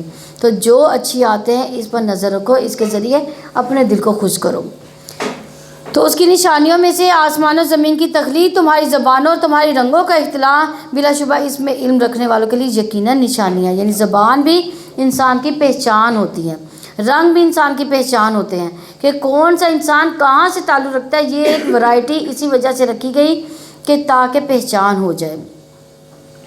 اور اس کی نشانیوں میں سے ہے تمہارا رات اور دن کو سونا، تمہارا اس کے فضل میں سے تلاش کرنا، بلا شبہ اس میں یقیناً ان لوگوں کے لیے نشانیاں جو سنتے ہیں۔ اور اس کی نشانیوں میں سے وہ تمہیں خوب خوف اور امید کے ساتھ بجلی دکھاتا ہے، وہ آسمان سے پانی اتارتا ہے، پھر اس کے ساتھ زمین کو اس کے مردہ ہو جانے کے بعد زندہ کرتا ہے، بلا شبہ اس میں ان لوگوں کے لیے یقیناً نشانیاں جو سمجھتے ہیں۔ اور اس کی نشانیوں میں سے ہے آسمان زمین اس کے حکم سے قائم ہے، پھر جب وہ تمہیں زمین سے ایک بار پکارے گا تب تم اچانک نکل آؤ گے، جیسے پودا زمین پر اگتا ہے اسی طرح قیامت کے دن ہم بھی زمین سے اگ جائیں گے۔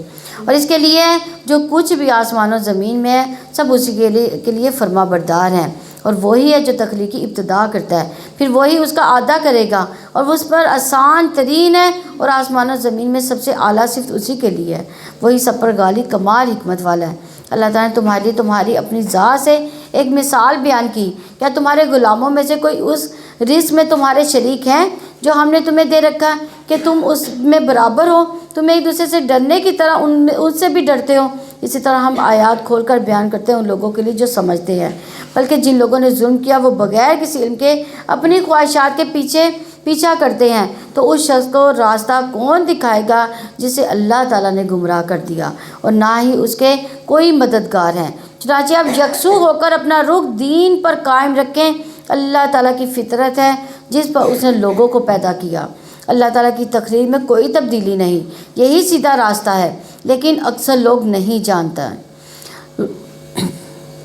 یعنی یہی فطرت الہی ہے۔ فَأَقِمْ وَجْهَكَ لِلَّذِي حَنِيفًا، جس پر اس نے لوگوں کو پیدا کیا، یعنی یہ دین انسان کے اندر رکھ دیا گیا، اس کی پروگرامنگ کر دی گئی۔ تو یہ بات ہے کہ اس آیت سے ایک حدیث بھی پتہ چلتا ہے کہ ہر بچے کی پیدائش فطرت پر ہوتی ہے، یعنی اصل دین پر ہوتی ہے، پھر اس کے ماں باپ اسے یہودی، نصرانی، مجوسی بنا دیتے ہیں۔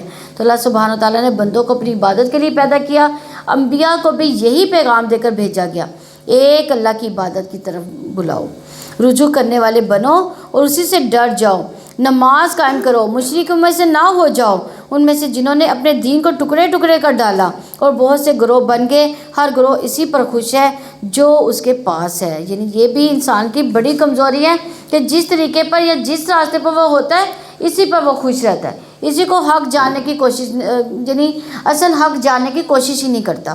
اور جب لوگوں کو کوئی تکلیف پہنچتی ہے وہ اپنے رب کو اسی کی طرف رجوع کر کے پکارتے ہیں، پھر جب وہ اپنی رحمت کا مزہ انہیں چکھاتا ہے تو اچانک ان میں سے ایک گروہ اپنے رب کے ساتھ شریک ٹھہرانے لگتا ہے تاکہ ہم نے جو کچھ نہیں دیا وہ اس کی ناشکری کریں، سو تم مزے اڑاؤ کہ جلدی تم جان لو گے کیا ہم نے اس پر کوئی دلیل نازل کی۔ پھر وہ اس کے بارے میں بتاتی ہے جنہیں یہ اللہ تعالیٰ کے ساتھ شریک ٹھہراتے ہیں، یعنی شرک کرنے کی دلیل کیا ہے سوائے اس کے کہ باپ دادا کی پیروی۔ مصیبت پہنچنے پر مایوس ہونے کی بجائے گناہ کو چھوڑنا ضروری ہے، مایوسی سے تکلیف دور نہیں ہوتی، نا امیدی ہونے سے، ہمت ہار دینے سے، فیڈ اپ ہو جانے سے تکلیف دور نہیں ہو سکتی۔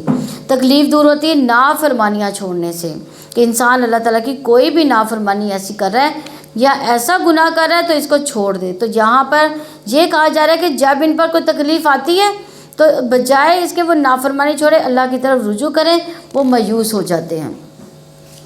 آپ لوگ تکلیف میں کبھی مایوس ہوئے؟ کون مایوس ہوتا ہے تکلیف میں؟ تکلیف میں مایوس نہیں ہونا بلکہ پر امید رہنا ہے کہ اللہ تعالیٰ ہی ہماری یہ تکلیفیں دور کرے گا۔ اور جب لوگوں کو کوئی تکلیف پہنچتی ہے وہ اپنے رب کو اسی طرف رجوع کر کے پکارتے ہیں، پھر جب وہ اپنی رحمت کا مزہ انہیں چکھاتا ہے تو اچانک ان میں سے ایک گروہ اپنے رب کے ساتھ شریک ٹھہرانے لگتا ہے تاکہ ہم نے جو کچھ انہیں دیا وہ اس کی ناشکری کریں، سو تم مزے اڑاؤ کہ جلدی تم جان لو گے کیا ہم نے ان پر کوئی دلیل نازل کی ہے۔ پھر وہ ان کے بارے میں بتاتی ہے جنہیں یہ اللہ تعالیٰ کے ساتھ شریک ٹھہراتے ہیں۔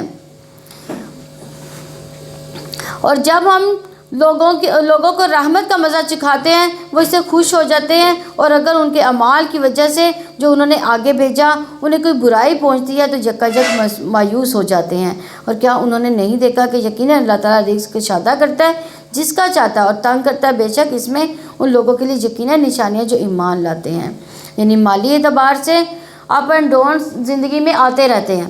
یہ بھی انسان کو بہت کچھ سکھاتا ہے. یعنی جب آپ اچھی بھلی جاب کر رہے ہیں اچانک چلی گئی تو اس پر آپ سوچتے ہیں میری کہاں پہ غلطی تھی, میں نے کیا کوتاہی کی, مجھے اس جاب سے کیوں نکالا گیا, میری کون سی ویکنس تھی. اتنا زیادہ انسان اپنا محاسبہ کرتا ہے جو عام حالات میں ایک نارمل روٹین میں انسان نہیں کرتا. اور آپ کا بزنس تھا تو بہت اچھا ہے, اس میں کوئی نقصان ہو گیا, اور جب رزق میں کمی آتی ہے تو انسان لازماً اللہ تعالیٰ کی طرف متوجہ ہوتا ہے. تو متوجہ اس طرح ہونا, یعنی ایک اللہ سے ناراض ہوتا ہے. یعنی دو طرح کے لوگ ایسے پیدا ہو جاتے ہیں ناراضگی میں, کہ ایک اللہ تعالیٰ سے ناراض ہو جاتا ہے جب کمی آتی ہے رزق میں, تو دوسرا اللہ تعالیٰ کو راضی کرنے کے لیے لگ جاتا ہے. تو پھر لوگ ایسے ہوتے ہیں کہ جب ان پر کوئی مصیبت آتی ہے تو وہ اللہ تعالیٰ سے ناراض ہو جاتے ہیں. کچھ لوگ اللہ تعالیٰ کو راضی کرنے کی کوششیں شروع کر دیتے ہیں, کیونکہ حدیث میں آتا ہے کہ بعض اوقات بندے کو ایک رزق ملنا ہوتا ہے مگر اس کے گناہ کی وجہ سے اس سے رزق محروم کر دیا جاتا ہے. انہیں نہیں پتہ کہ ہم پر کوئی مشکل آئی ہے تو کیوں آئی. ایسے میں انسان کو واپس اللہ تعالیٰ کی طرف لوٹنا چاہیے. اس لیے ہر مصیبت میں کیا پڑھنے کو سکھایا گیا, انا للہ و انا الیہ راجعون. یہ مصیبت کے بعد کوئی بھی مصیبت آئی ہے, کوئی بھی مشکل آئی ہے, یہ عام لوگوں نے اس کلمے کو خاص فوتگی کے لیے کر لیا ہوا ہے, یہ خاص فوتگی کے لیے نہیں. ایون کہ لائٹ بھی چلی گئی ہے, یہ بھی آپ کو پریشانی ہے نا, اس پہ بھی آپ کہیں گے انا للہ و انا الیہ راجعون. کوئی بچہ گر گیا یا اس کو چوٹ آ گئی, انا للہ و انا الیہ راجعون.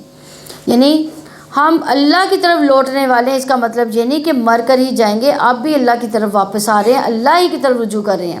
اللہ ہمیں ہدایت دے دے, ہماری مشکلات کو آسان کر دے. چنانچہ رشتہ دار کو, مسکین کو, مسافر کو اس کا حق دے دو. ان لوگوں کے لیے یہی بہتر ہے جو اللہ تعالیٰ کی رضا کا ارادہ رکھتے ہیں, اور یہی لوگ فلاح پانے والے ہیں. یہ چاہتے ہو نا کہ رزق میں اضافہ ہو تو ان کا حق ادا کر دو. نبی صلی اللہ علیہ وسلم نے فرمایا بے شک مسکین پر صدقہ کرنے کا ایک ثواب ہے, رشتہ دار پر صدقہ کرنے کا دگنا ثواب ہے. یعنی مسکین دیکھیں اس کی ہیلپ کرنا ایک ثواب کے برابر ہے, لیکن اگر رشتہ دار بھی ہے وہ مسکین تو اس کے اوپر دگنا ثواب ہے. ایک صدقے کا, دوسرا رشتہ داری کا, صلہ رحمی کا. نبی صلی اللہ علیہ وسلم نے فرمایا بے شک سب سے افضل صدقہ وہ ہے جو اس رشتہ دار پر کیا جائے جو پوشیدہ دشمنی رکھنے کی بنا پر تم سے اعراض کرے, تمہارا سامنا ہی نہ کرتا, ملتا ہی نہیں, بات ہی نہیں کرتا, اور آپ کو پتہ چل جاتا ہے کہ اس کو ضرورت ہے تو آپ اس کی مدد کے لیے پھر بھیج دیں, تو آپ اسے پوچھے بھی نہیں. زکوٰۃ بھی اللہ کے دیدار کی خاطر دیں کہ اللہ مجھے صرف تیرا چہرہ مقصود کرے. لیکن ہم زکوٰۃ کس لیے دیتے ہیں؟ تاکہ وہ ہمارا مطیع فرما بردار ہو جائے. مجھے اور کچھ نہیں چاہیے, اللہ سبحانہ تعالیٰ اس کا اجر کئی گنا بڑھا دیتے ہیں. زکوٰۃ ایک فریضہ ہے, سبحان اللہ, ایک فرض کے ادا کرنے پر یہ اجر ہے, تو کئی گنا زیادہ اجر اس اخلاص کے اعتبار سے جو آپ کے اندر ہوتا ہے. تو زکوٰۃ دینے کے فوائد کیا ہیں؟ زکوٰۃ ادا کرنے والوں کے لیے نہ کوئی خوف ہوگا, نہ ہی وہ غمگین ہوں گے. زکوٰۃ مال کا شر اور وبال دور کرنے کا ذریعہ بھی بنے گا, صدیقین اور شہداء کے ساتھ کے ذریعہ بھی بنے گا, جنت کے قریب اور جہنم سے دور لے جانے والے اعمالوں میں سے بھی ہے. تو جو شخص اللہ کی عبادت اس طرح کرے کہ اس کے ساتھ کسی کو شریک نہ ٹھہرائے, پھر نماز قائم کرے, زکوٰۃ ادا کرے, بات سنے, مانے, اور بے شک اللہ تعالیٰ اسے جنت کے جس دروازے سے چاہے گا داخل کر دے گا. جنت کے 8 دروازے ہیں.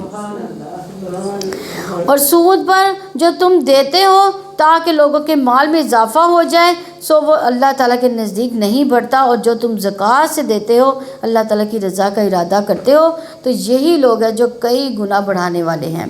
اللہ تعالیٰ وہی ہے جس نے تمہیں پیدا کیا, پھر تمہیں رزق دیا, پھر وہ تمہیں موت دے گا, پھر وہ تمہیں زندہ کرے گا. کیا تمہارے شریکوں میں سے کوئی ہے جو ان میں سے کوئی بھی کام کرتا ہے؟ پاک ہے وہ, اور ان سے بہت بلند ہے جنہیں وہ شریک بناتے ہیں. لوگوں کے اپنے ہاتھوں کی کمائی کی وجہ سے خشکی اور سمندر میں فساد برپا ہو گیا, تاکہ اللہ تعالیٰ ان کے بعض کاموں کا انہیں مزہ چکھائے تاکہ وہ پلٹ آئیں. انسان کے اپنے اعمال کی وجہ سے خشکی اور سمندر میں فساد ظاہر ہوتا ہے. یعنی دنیا میں بھی انسان کو اپنے اعمال کا بدلہ ملتا ہے, کیونکہ جب خشکی اور سمندر میں فساد ہوتا ہے تو نتیجہ کیا ہوتا ہے؟ جیسے سمندر میں ہی شکار کم ہو جاتا ہے, مچھلیاں کم ہو جاتی ہیں, سمندری جانور مرنے لگتے ہیں, کاروبار میں گھاٹے ہو جاتے ہیں, تو بزنس ڈاؤن ہوتا ہے. اور پھر اسی طرح خشکی پر بھی جب امن و امان خراب ہوتا ہے تو لوگوں کو طرح طرح کے نقصانات ہوتے ہیں.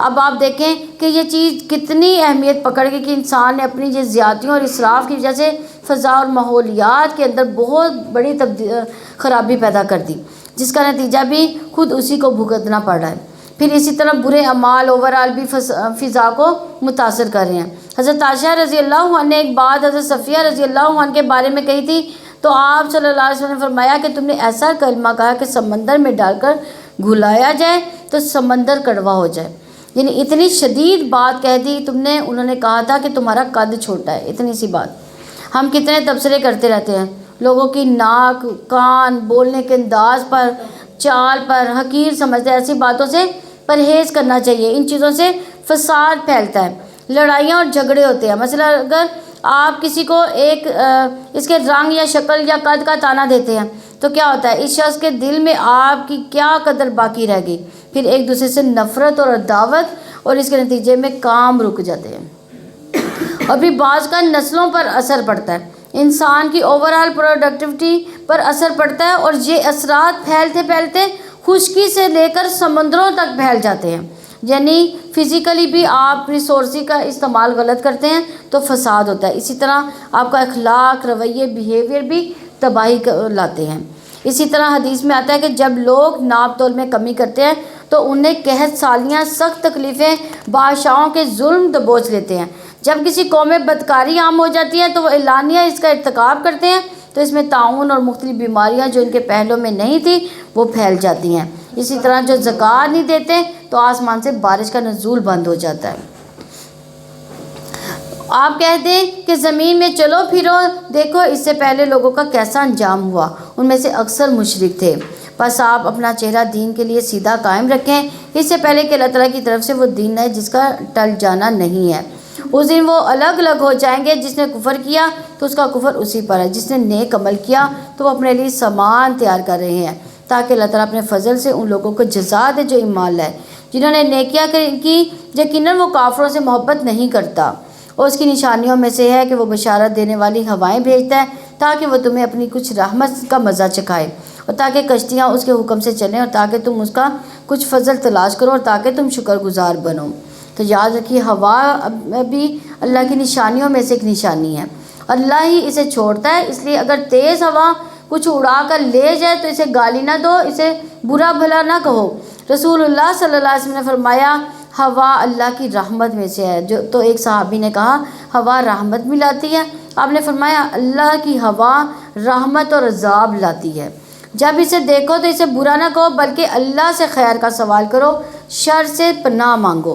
ایک حدیث میں آتا ہے کہ ہوا کو لعن طعن نہ کرو، کیونکہ یہ تو اللہ کے حکم کی پابند ہے۔ جس نے کسی ایسی چیز پر لعنت کی جو اس کی مستحق نہ ہو تو پلٹ کر اسی پر لعنت پڑتی بھیج دی جاتی ہے۔ تو یہ حقیقت ہے کہ جہاں ہوا اللہ کی رحمت ہے وہاں لوگوں پر عذاب بھی لاتی ہے۔ بہرحال عام طور پر جو روزمرہ ہوا چلتی ہے اس کے بڑے فائدے ہیں، اور بلا شبہ یقیناً ہم نے آپ سے پہلے بھی رسول ان کی قوم کی طرف بھیجے تھے، پھر وہ ان کے پاس واضح نشانیاں لائے تھے تو ہم نے ان سے انتقام لیا جنہوں نے جرم کیا۔ مومنوں کی مدد کرنا ہم پر لازم ہے۔ اللہ تعالیٰ وہ ہے جو ہوائیں بھیجتا ہے تو وہ بادل اٹھاتی ہیں، پھر وہ جس طرح چاہتا ہے اسے آسمان میں پھیلا دیتا ہے، انہیں ٹکڑوں میں تقسیم کر دیتا ہے، چنانچہ آپ بارش کو دیکھتے ہیں کہ اس کے درمیان سے نکل رہی ہے، پھر وہ اپنے بندوں میں سے جس پر چاہتا ہے بارش برساتا ہے، تب وہ بہت خوش ہوتے ہیں۔ یہ سارا منظر ہم دیکھتے رہتے ہیں کہ ہوا چلتی ہے، بادل آتے ہیں، پھر بادل اکٹھے ہو جاتے ہیں تو بارش برستی ہے، پھر بندے خوش ہو جاتے ہیں کیونکہ فضا دھل جاتی ہے، ہر چیز نکھر جاتی ہے، تو اس کے فائدے ہی فائدے ہیں۔ لیکن جب ہوا تکلیف لاتی ہے تو توبہ کرنے کی بجائے ناشکری کرنے لگ جاتے ہیں، حالانکہ بلا شبہ اس میں پہلے ان پر برسائی جائے اس سے پہلے ہی یقیناً وہ مایوس تھے۔ چنانچہ آپ اللہ تعالیٰ کی رحمت کے آثار دیکھیں کہ کس طرح وہ زمین کے مردہ ہو جانے کے بعد اسے زندہ کرتا ہے۔ بلا شبہ وہ مردوں کو یقیناً زندہ کرنے والا ہے، اور وہی ہر چیز پر پوری طرح قدرت رکھنے والا ہے۔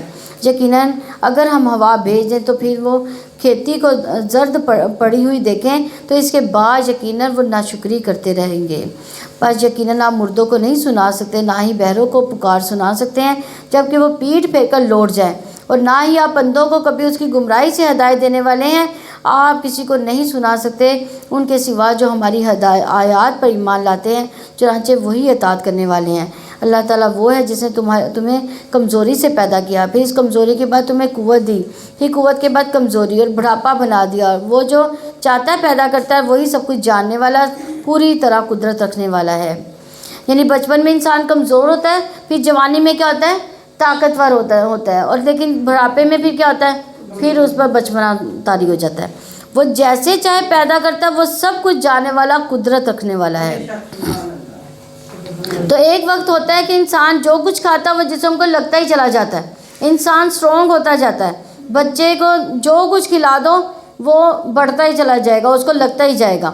پھر جوان ہو جائے گا، وہی کچھ کھاتا رہے گا، لیکن اب جسم قبول کرنے سے انکار کر دے گا، یعنی وہی غذا ہوگی، لیکن انسان آہستہ آہستہ کمزور ہونا شروع ہو جائے گا، بڑھاپے کی دہلیز پر ہونا شروع ہو جائے گا۔ تو ایکسٹرا وٹامن اور پلز پھر کھانی پڑیں گی تاکہ انسان اپنے آپ کو چلا سکے۔ پھر ایک وقت آتا ہے کہ وہ پلز بھی کام کرنا چھوڑ دیتی ہیں، جسم میں کام کرنا چھوڑ دیتا ہے، کمزور ہو جاتا ہے، انسان بالکل بے بسی کے عالم میں پہنچ جاتا ہے، جس میں وہ نہ اپنے کھانے پر قادر ہے، نہ کھایا ہوا جسم سے باہر نکالنے پر قادر ہے۔ اللہ سبحانہ تعالیٰ سب کو ایسی عمر سے بچائے، لیکن ہمیں یہ نشانی یاد رکھنی چاہیے کہ یہ اللہ کی نشانیوں میں سے ہے۔ اس کا بھی کوئی مقصد ہے کہ انسان اپنی حقیقت پر غور کرے کہ کسی تکبر میں مبتلا نہ ہو۔ دیکھیں اب کہ جب ہم جوان ہوتے ہیں تو ہماری فیلنگز اور ہوتی ہیں، ہمیں ایک اکڑ، ایک وہ روب ہوتا ہے، تو اللہ تعالیٰ کیا کہتے ہیں کہ اس تکبر میں نہ رہو، کہ یہ بھی جو ہے جوانی ختم ہو جائے گی، اور یاد رکھیے کہ اصل طاقت کسی اور کی ہے، اللہ رب العزت کی ہے، جس نے ایک ہی کھانے اور پانی کو انسان کی قوت کا ذریعہ بھی بنایا۔ وہی سب کچھ ہوتے ہیں، انسان کمزور پڑ جاتا ہے۔ اور جس دن قیامت قائم ہوگی، مجرم قسمیں کھائیں گے وہ ایک گھڑی کے سوا نہیں ٹھہرے، اسی طرح وہ بہکائے جاتے ہیں۔ یعنی اسی طرح وہ دنیا میں بھی غلط اندازے لگایا کرتے تھے، دنیا میں آخرت کے بارے میں ان کو یقین نہیں تھا، اور آخرت میں جا کے دنیا کے بارے میں ان کے اندازے بھی غلط ثابت ہو گئے۔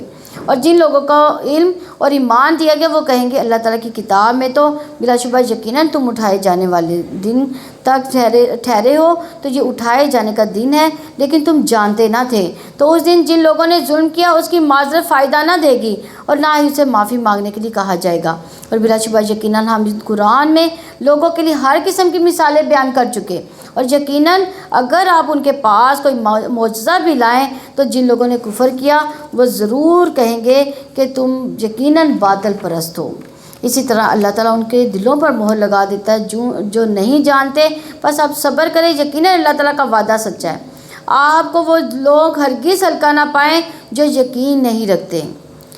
سورہ لقمان یہ مکی ہے، اس میں 34 آیات، 4 رکوع ہیں۔ اللہ تعالیٰ کے نام سے جو وسیع رحمت والا، نہایت رحم والا ہے۔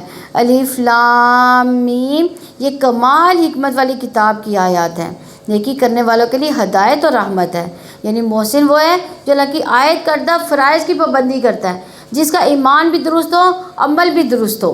جو لوگ نماز قائم کرتے ہیں، زکوٰۃ ادا کرتے ہیں، وہ آخرت پر یقین رکھتے ہیں، یہی لوگ اپنے رب کی جانب سے ہدایت پر ہیں، یہی لوگ فلاح پانے والے ہیں۔ سورہ بقرہ میں بھی یہی صفات بتائی گئی تھی متقین کی، جہاں پر بھی محسنین کی بتائی جا رہی ہے۔ ان ہدایات کے ہوتے ہوئے لوگوں کا طرز عمل کیا ہوتا ہے، اور لوگوں میں سے کوئی ہے جو غافل کر دینے والی بات خریدتا ہے تاکہ وہ علم کے بغیر ہی لوگوں کو اللہ تعالیٰ کے راستے سے بہکا دے اور اس راہ کا مذاق بنائے۔ یہی لوگ ہیں جن کے لیے رسوا کن عذاب ہے۔ یعنی قرآن کے مقابلے میں لغویات لے آتا ہے، اور جو لوگ اس اور طرح کی کتابیں پڑھتے رہتے ہیں جو اللہ اور اس کے رسول اور دین ایمان سے بالکل بے تعلق ان کو رکھتی ہیں، تو عموماً انسان کا ایسا رویہ بن جاتا ہے کہ وہ دین کا، قرآن کا، اس علم کا مذاق اڑانے لگ جاتا ہے۔ تو ایسے ہی لوگوں کے لیے رسوا کن عذاب ہے۔ لغویات انسان کو غافل کر دیتی ہیں۔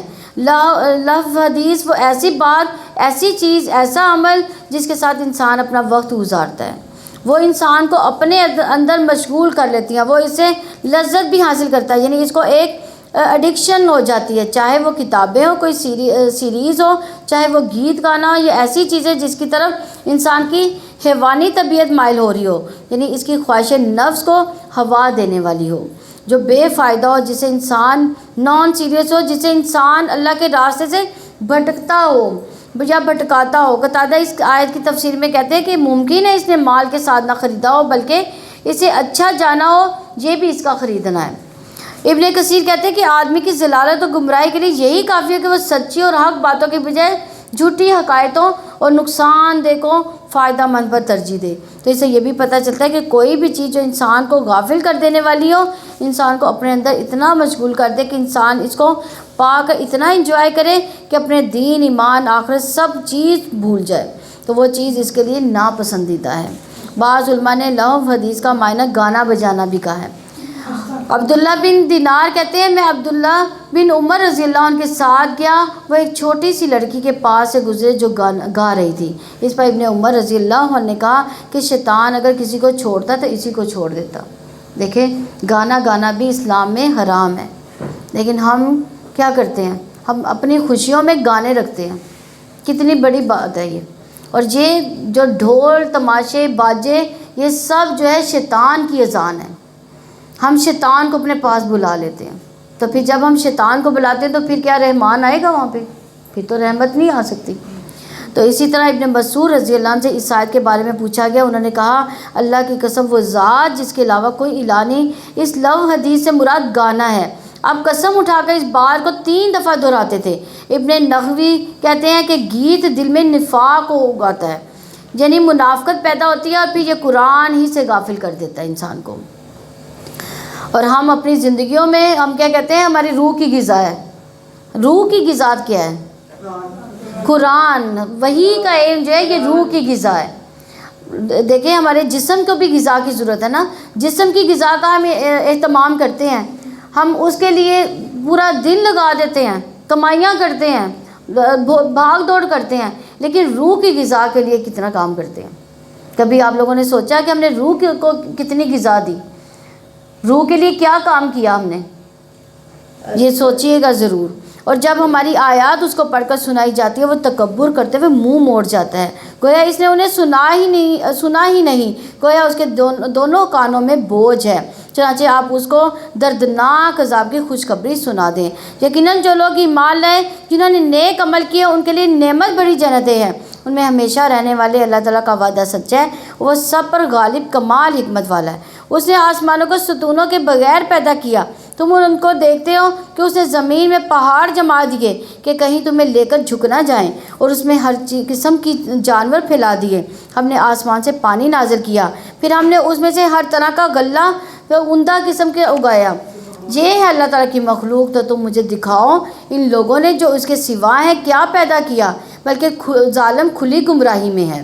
اور بلا شبہ یقیناً ہم نے لقمان کو حکمت عطا کی تھی کہ اللہ تعالیٰ کا شکر ادا کرو، جو کوئی شکر ادا کرتا ہے وہ اپنے لیے کرتا ہے، اس نے ناشکری کی تو یقیناً اللہ تعالیٰ بے نیاز بہت تعریفوں والا ہے۔ تو حکمت کیا ہے؟ جس کو حکمت مل گئی اسے بہت بڑی نیکی مل گئی، بہت بڑی خیر مل گئی، نیکیاں کمانے کا موقع مل گیا۔ لقمان نبی نہیں تھے لیکن ایک بہت سمجھدار انسان تھے۔ ان کی باتوں سے جو اللہ تعالیٰ نے قرآن مجید میں بیان کر دی بہت خوبصورت انداز میں، اس سے اندازہ ہوتا ہے کہ وہ کتنے سمجھدار تھے۔ ان کی سمجھداری کی سب سے پہلی دلیل کیا ہے؟ انشکر للہ، کہ اللہ کا شکر ادا کرو۔ لقمان کی جو حکمت عطا کی گئی تھی اس میں سب سے پہلی چیز کیا تھی؟ شکر کی توفیق، شکر ادا کرنا۔ جو کوئی شکر ادا کرتا ہے وہ اپنے ہی فائدے کے لیے کرتا ہے، اور جو ناشکری کرے گا اللہ تعالیٰ یقیناً اس کی ناشکری سے بے نیاز ہے۔ اور جب لقمان نے اپنے بیٹے سے کہا اور وہ اس کو نصیحت کر رہا تھا، دیکھیں کتنی پیاری نصیحت ہے، اے میرے بیٹے اللہ تعالیٰ کے ساتھ کسی کو شریک نہ کرنا۔ کیا ہم نے اپنے بچوں کو کبھی یہ بات کہی ہے کہ اللہ تعالیٰ کے ساتھ کسی کو شریک نہ کرنا؟ بلا شبہ شرک یقیناً بہت بڑا ظلم ہے۔ یہ آیات پیرنٹنگ کے تعلق سے تعلق رکھتی ہیں، یعنی ماں باپ کو کیا کرنا چاہیے؟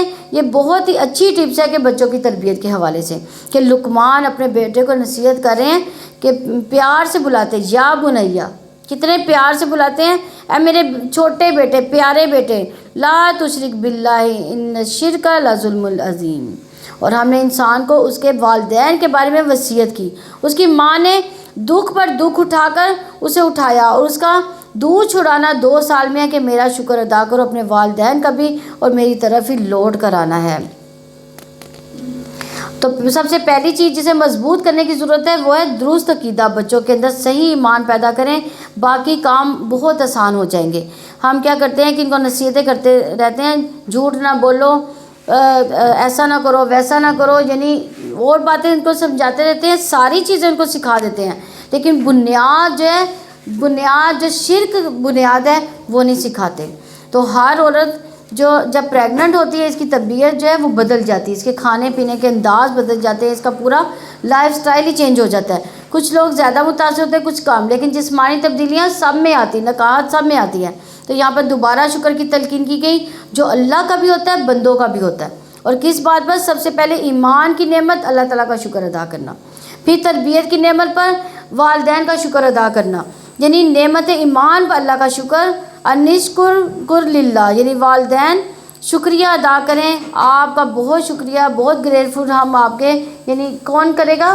بچے جو ہے والدین کا شکریہ ادا کریں گے، اپنے بہن بھائیوں کا، یا اچھی تربیت پر جو ہے والدین کا شکریہ ادا کرنا چاہیے بچوں کو، کیونکہ والدین جو ہے بچوں کے لیے بہت زیادہ وفادار، مطلب ان کے لیے ہوتے ہیں، بہت اچھا سوچتے ہیں اور ان کی تربیت کرتے ہیں۔ تو جہاں دو شکر ادا کرنے کی بات ہو رہی ہے، جو نماز پڑھنے والا اللہ کا شکر ادا کر رہا ہے، نماز کے بعد ماں باپ کے لیے دعا کرنے والا والدین کا شکر گزار ہے، تو اپنی نمازوں میں، اپنے سجدوں میں رب ارحمہما کما ربیانی صغیرہ کہنا نہ بھولیں۔ لیکن یہ سجدوں میں نہیں کہا جا سکتا، کیونکہ یہ آیت ہے جو قرآن کو سجدے میں پڑھنا جو ہے وہ منع کیا گیا ہے، تو یہ لیکن آپ تشہد میں پڑھ سکتے ہیں اس کو۔ اور پھر جہاں خاص طور پر ماں کا ذکر کیا گیا، ماں نے تربیت میں زیادہ حصہ ڈالا، محنت مشقت کی، دن رات اس کے ساتھ جاگی تھکی، تاکہ اولاد کو یاد دہانی رہے کہ والدین نے اس کے ساتھ کیا کیا احسان کیے ہیں۔ اور اگر وہ دونوں تجھ پر دباؤ ڈالیں کہ میرے ساتھ تو کسی کو شریک کرے جس کا تجھے علم ہی نہیں، پھر ان دونوں کی اطاعت نہ کرنا، دنیا میں ان دونوں کے ساتھ اچھے طریقے سے رہو، اس کے راستے پر چلو جس نے میری طرف رجوع کیا، پھر میری طرف ہی تمہارا پلٹنا ہے، تو میں تمہیں بتا دوں گا جو کچھ تم عمل کیا کرتے تھے۔ اے میرے چھوٹے بیٹے، اگر کوئی چیز رائی کے دانے کے وزن کی ہو، پر وہ کسی چٹان میں ہو یا آسمانوں میں یا زمین میں ہو، تو اللہ تعالیٰ اس کو لے آئے گا، یقیناً اللہ تعالیٰ بڑا باریک بین پوری خبر رکھنے والا ہے۔ یعنی یا بنیا کہتے ہوئے جب تک بچوں کو آپ پیار نہ دیں، آپ اعتماد نہ دیں، آپ ان کو کانفیڈنس نہ دیں، وہ آپ کی بات نہیں سنتے۔ اس لیے کہنا کہ بچے سنتے نہیں، جو ہر ماں کا تقیہ کلام ہے۔ یہ ان ماؤں سے پوچھے کہ آپ سناتی کیسے ہیں، کہ آپ بچے کو یعنی کیسے ان کو بلاتی ہیں۔ تو آپ کے ذریعے اللہ تعالیٰ نے پیدا کیا، وجہ معلوم کرے کیوں نہیں سن رہے، کہیں ایسا تو نہیں کہ آپ کا کوئی طرز عمل ان کو اریٹیٹ کر رہا ہے، یا آپ کے بلانے کا صحیح انداز ہی نہ ہو، کیونکہ بچے بعض کا ماں باپ کو اوائڈ کرتے ہیں کہ جب یہ ہمیں دیکھیں گے کوئی نہ کوئی نصیحت کر دیں گے، تو وہ ہر وقت کی نصیحت نہیں سننا چاہتے، تو وہ کیا کرتے ہیں کہ جب وہ اپنے کمرے میں بند ہوں گے، وہاں اگر ماں باپ آئیں گے تو وہاں سے نکل جائیں گے، جب ماں باپ سو رہے ہوں گے وہ جاگ رہے ہوں گے، جب ماں باپ جاگ رہے ہوں گے وہ سو جائیں گے، تاکہ ہمیں ان کا سامنا ہی نہ کرنا پڑے۔ تو کس طرح بچے کو اللہ کے بھرپور علم، کامل علم کا یقین دلائے، ایمان مضبوط کیا اللہ تعالیٰ کی صفات کا ذکر کر کے، تو یاد رکھے بچوں کو توحید سکھانی چاہیے، اللہ تعالیٰ کی پہچان دینی چاہیے، اللہ تعالیٰ کے نام سکھانے چاہیے، اللہ تعالیٰ کی صفات کے بارے میں بتانا چاہیے۔ جیسے ایک موقع پر نبی صلی اللہ علیہ وسلم نے ابن عباس رضی اللہ عنہ کو چند کلمات سکھائے تھے، جن میں یہ بھی تھا کہ جان رکھو کہ اگر ساری دنیا مل کر تمہیں کوئی نفع پہنچانا چاہے تو کچھ نفع نہیں پہنچا سکتی سوائے اس کے جو اللہ تعالیٰ نے تمہارے لیے لکھ دیا، اور اگر سب مل کر تمہیں کوئی نقصان دینا چاہے تو کوئی نقصان نہیں دے سکتے سوائے اس کے جو اللہ تعالیٰ نے تمہارے لیے لکھ دیا۔ قلم اٹھا لیے گئے، صحیفے خشک ہو گئے۔ سبحان اللہ، یہ بات سنتے انسان کے اوپر سے پہاڑوں جیسا بوجھ ہٹ جاتا ہے کہ کوئی نقصان نہیں دے سکتا، کچھ نہیں ہو سکتا، کتنی تسلی آ جاتی ہے انسان کو۔ تو آپ دیکھیں کہ بچوں کو بھی اسٹریس ہوتا ہے، حتیٰ کہ مجھے کسی نے بتایا کہ اب یہ بھی کہا جاتا ہے کہ ماں کے پیٹ میں بچوں کو بھی اسٹریس ہوتا ہے، جو ماں سوچتی ہے وہ بچوں کے پر بہت اثر کرتا ہے۔ تو اس لیے کیا کرنا چاہیے کہ ہمیشہ ہنستے رہنا چاہیے، بچوں کو اسٹریس نہیں زیادہ دینا چاہیے۔ تو یعنی بعض کا ایسے ہوتا ہے کہ ہم بچوں کو جو ہے نا کیا کرتے ہیں کہ بہت زیادہ ایکسٹریم پہ ان کو کہتے ہیں کہ تم یہ کام کیوں نہیں کرتے، ایسے کیوں نہیں کرتے، یعنی اس طرح کے بھی الفاظ نہیں بولنا چاہیے، بلکہ دیکھیں حضرت لقمان نے کیسے اپنے بیٹے کو بلایا، یا بنیا ہے میرے پیارے بیٹے۔ تو کیا ہوتا ہے پھر ان کے دل میں ایک ڈر سا بیٹھ جاتا ہے، اس طرح سے وہ کوئی بھی کام نہیں کرنے کے قابل رہ جاتے، کیونکہ انہیں اپنے دین پر خود یقین نہیں ہوتا، وہ خود شرمندہ ہوتے، لہٰذا وہ دوسروں سے چھپتے پھرتے ہیں، جو طاقتور ہوتے ہیں وہ کمزوروں کو آ کر پھر دبا جاتے ہیں۔ تو یہاں بھی بہت زبردست تلقین کی ہے کہ نفع نقصان صرف اللہ تعالیٰ کے ہاتھ میں، کسی انسان سے مت ڈرے۔ یعنی بچے کے دل میں یہ بچپن سے یہ چیز ڈال دیں کہ ڈرنا کس سے ہے؟ اللہ تعالیٰ سے۔ یعنی ہم کس کا ڈر دیتے ہیں؟ آپ کے بابا آئیں گے تو آپ کو بتاؤں گی، کہتے ہیں نا ہم لوگ اللہ تعالیٰ کا ڈر ڈالنا چاہیے۔ یہاں ہم جن چڑیل کا ڈر ڈال دیتے ہیں، وہ جنیں ہیں چڑیلیں ہیں کمرے میں، وہاں پہ نہ جاؤ۔ تو یہ جو ہے یہ ڈر نہیں بچے کے دل میں ڈالنا چاہیے۔ اے میرے چھوٹے بیٹے نماز قائم کرو، نیکی کا حکم دو۔ دیکھیں وہ کیا حکم دے رہے ہیں اب حضرت لقمان اپنے بیٹے کو کیا نصیحتیں کریں۔ یہ بہت اچھی نصیحت ہے، یہ ہمیں بھی نصیحتیں رکھنی چاہیے اپنے بچوں کے لیے۔ اے میرے چھوٹے بیٹے نماز قائم کرو، نیکی کا حکم دو، برائی سے روکو، جو مصیبت بھی تم پر آئے اس پر صبر کرو، یقیناً یہ بڑے ہمت کے کاموں میں سے ہے۔ یعنی ہر دفعہ جب خطاب کر رہے ہیں یا بنیا سے کہہ رہے ہیں۔ اور لوگوں سے منہ پھیر کر بات نہ کرو، زمین پر اکڑ کر نہ چلو، یقیناً اللہ تعالیٰ کسی خود پسند فخر کرنے والے سے محبت نہیں کرتا۔ یعنی پھر انہیں اخلاق سکھانا چاہیے۔ رسول اللہ صلی اللہ علیہ وسلم نے بھی اسی اخلاق کی تعلیم دی، فرمایا تم لوگ ایک دوسرے سے حسد نہ کرو، نہ ہی ایک دوسرے کے خلاف ریٹ بڑھاؤ، نہ ہی ایک دوسرے سے بغض رکھو، نہ ہی ایک دوسرے سے روگردانی کرو، اور تم میں سے کوئی کسی کی بی پر بی نہ کرے، یعنی سود پر سود نہ لے، اور اللہ کے بندو بھائی بھائی بن جاؤ۔ یعنی اگر کوئی شخص چیز خرید رہا ہے تو آپ کہیں کہ میں اتنے زیادہ دوں گا تو آپ مجھے دے دو، یہ بھی غلط ہے۔ یعنی اگر ایک ریٹ بن گیا ہے تو میں اس کو کہتی ہوں آپ اس کو اتنا دے رہے ہیں، میں اس سے بڑھ کر آپ کو دوں گی تو یہ مجھے دے دو، تو یہ کیا ہے؟ بی پر بی ہے، یہ بھی ظلم ہے۔ مسلمان کا بھائی ہے، وہ نہ اس پر ظلم کرتا ہے، نہ اسے ذلیل کرتا ہے، نہ اسے جھوٹ بولتا ہے، نہ اسے حقیر سمجھتا ہے۔ تو آپ صلی اللہ علیہ وسلم نے اپنے سینہ مبارک کی طرف اشارہ کرتے ہوئے 3 دفعہ فرمایا تقویٰ یہاں ہے، تقویٰ یہاں ہے، تقویٰ یہاں ہے۔ یعنی آدمی کے لیے بڑا برا ہونے کے لیے یہی کافی ہے کہ وہ اپنے مسلمان بھائی کو حقیر سمجھے۔ جو دوسروں کو حقیر سمجھتا ہے دراصل اللہ کی نگاہ میں وہ خود حقیر ہوتا ہے۔ ایک مسلمان کا خون، اس کی عزت آبرو دوسرے مسلمان پر پوری طرح سے حرام ہے۔ اپنی چال میں اعتدال اختیار کرو، اپنی آواز کو پست رکھو۔ یہ کون کہہ رہے ہیں؟ نہیں، حضرت لقمان اپنے بیٹے کو کہہ رہے ہیں اپنی چال میں اعتدال اختیار کرو، اپنی آواز کو پست رکھو، بے شک سب سے بری یقیناً گدھوں کی آواز ہے۔ تو پھر چال ڈھال سکھائی، تربیت صرف ایک چیز نہیں ہوتی، آپ انہیں دنیا کمانے کے لیے تیار کرتے ہیں، بس ایک ہی رٹ لگائے پڑھو پڑھو پھر زندگی کے لیے بنو، ایسے کہتے ہیں نا ہم لوگ، لیکن اخلاق، ایمان، عقیدہ یہ چیزیں نہیں سکھاتے۔ تو آپ دیکھیے یہاں 4 بچے اکٹھے ہو جاتے ہیں جہاں، تو وہاں پہ کیا ہوتا ہے؟ چیخ اور دھاڑم دھاڑ شروع ہو جاتی ہے۔ تو کبھی ہم نے توجہ کی کہ یہ بھی بچوں کو سکھانے کی چیز ہے، اپنی آوازیں بہت بلند نہیں کرنی۔ ہم یہ کہہ کر چھوڑ دیتے ہیں نہیں ابھی تو یہ بچے ہیں سمجھ جائیں گے، ہم کہتے ہیں نا اکثر یہ تو بچے ہیں۔ اپنی آواز پست رکھو، یہ کیا کہہ رہے ہیں؟ حضرت لقمان اپنے بیٹے سے کہہ رہے ہیں اپنی آواز پست رکھو، بات کرتے ہوئے بس اتنی آواز میں بات کرو کہ دوسرا سمجھ جائے، اور یہ تربیت بھی بچپن سے ہوگی، ورنہ کیا ہوتا ہے شادی بھی ہو جاتی ہے، شرافت سے بات کرنا نہیں آتی، بیوی پر چیخ چلا رہے ہوتے، بچوں پر چیخ چلا رہے ہوتے، یہ تربیت بچپن سے ہو رہی ہوتی ہے۔ تو یہاں پہ جو سب سے بری آواز کس کو کہا گیا؟ گدھے کی آواز، جو چنگاڑ بھی ہوتی ہے۔ تو بعض بچے روتے ہیں چنگاڑتے ہوئے، دھاڑتے ہوئے، ان چیزوں سے بھی منع کرنا چاہیے، ان کو بتانا چاہیے کہ گدھا ایسا کرتا ہے، تم نہیں ایسے کرتے۔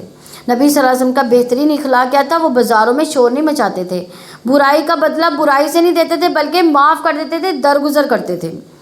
کیا تم نہیں دیکھتے یقیناً اللہ تعالیٰ نے تمہارے کام میں لگا دیا ہے جو کچھ آسمانوں میں جو کچھ زمین میں ہے، اس نے اپنی کھلی چھپی نعمتیں تم پر پوری کر دی۔ لوگوں میں سے کوئی ہے جو اللہ تعالیٰ کے بارے میں بغیر کسی علم اور بغیر کسی ہدایت اور بغیر کسی روشن کتاب کے جھگڑا کرتا ہے؟ یعنی ظاہری نعمتیں کیا ہیں؟ جیسے تندرستی، مال و دولت، گھر بار، اور باطنی نعمتیں جن پر اللہ تعالیٰ نے پردہ ڈال رکھا ہے، ہمیں نظر نہیں آتی۔ اس طرح دل کے اندر کا چین سکون جو لوگوں کو نظر نہیں آتا، اور جب ان سے کہا جاتا ہے کہ اس کی پیروی کرو جو اللہ تعالیٰ نے نازل کیا، تو کہتے ہیں بلکہ ہم اسی چیز کی پیروی کریں گے جس پر ہم نے اپنے باپ دادا کو پایا ہے۔ تو کیا اگرچہ شیطان انہیں بھڑکتی ہوئی آگ کے عذاب کی طرف بلا رہا ہو؟ یعنی قرآن و سنت کی پیروی کرو، اور جو شخص اپنے آپ کو اللہ تعالیٰ کے سپرد کرے اور وہ ہو جو نیک، تو یقیناً وہ مضبوط سہارا تھام چکا، سارے کاموں کا انجام اللہ تعالیٰ کی طرف ہی ہے۔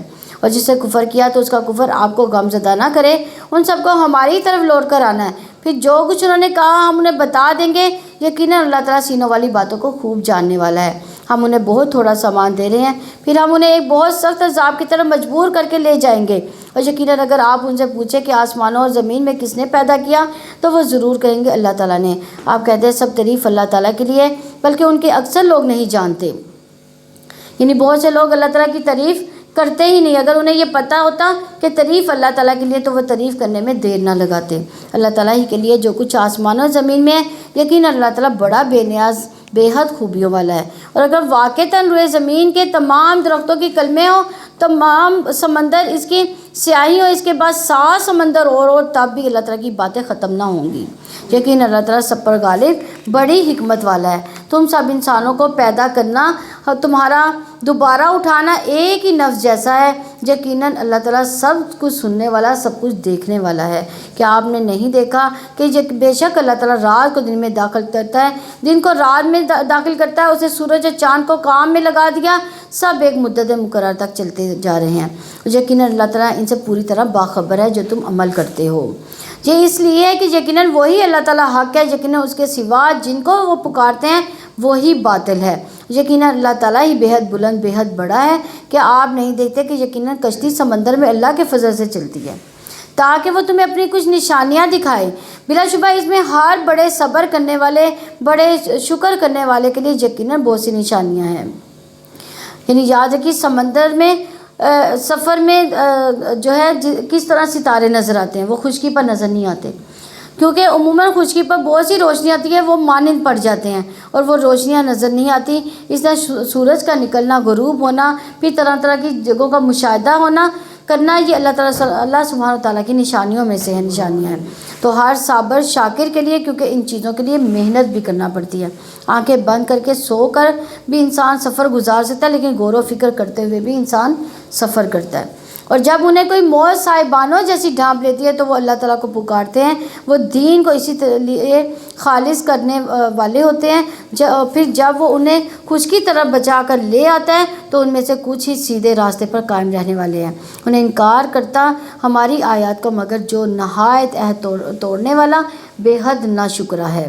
اے لوگوں اپنے رب سے ڈر جاؤ اور اس دن سے ڈرو جب کوئی باپ اپنے بیٹے کے کچھ بھی کام نہ آئے گا اور نہ ہی کوئی بیٹا اپنے باپ کے کچھ بھی کام آنے والا ہوگا، لیکن اللہ تعالیٰ کا وعدہ سچا ہے۔ چنانچہ دنیا کی زندگی تمہیں بالکل دھوکے میں نہ ڈالے، وہ بڑا دھوکے باز ہرگز تمہیں اللہ تعالیٰ کے بارے میں دھوکہ نہ دے دے۔ یعنی یہ دھوکے باز کون ہے؟ شیطان۔ یہ تمہارے دل میں اللہ کے بارے میں کوئی ایسے خیالات ڈال دے، وسوسے ڈال دے کہ تم اللہ تعالیٰ سے دور ہو جاؤ، اس کی اطاعت سے دور ہو جاؤ۔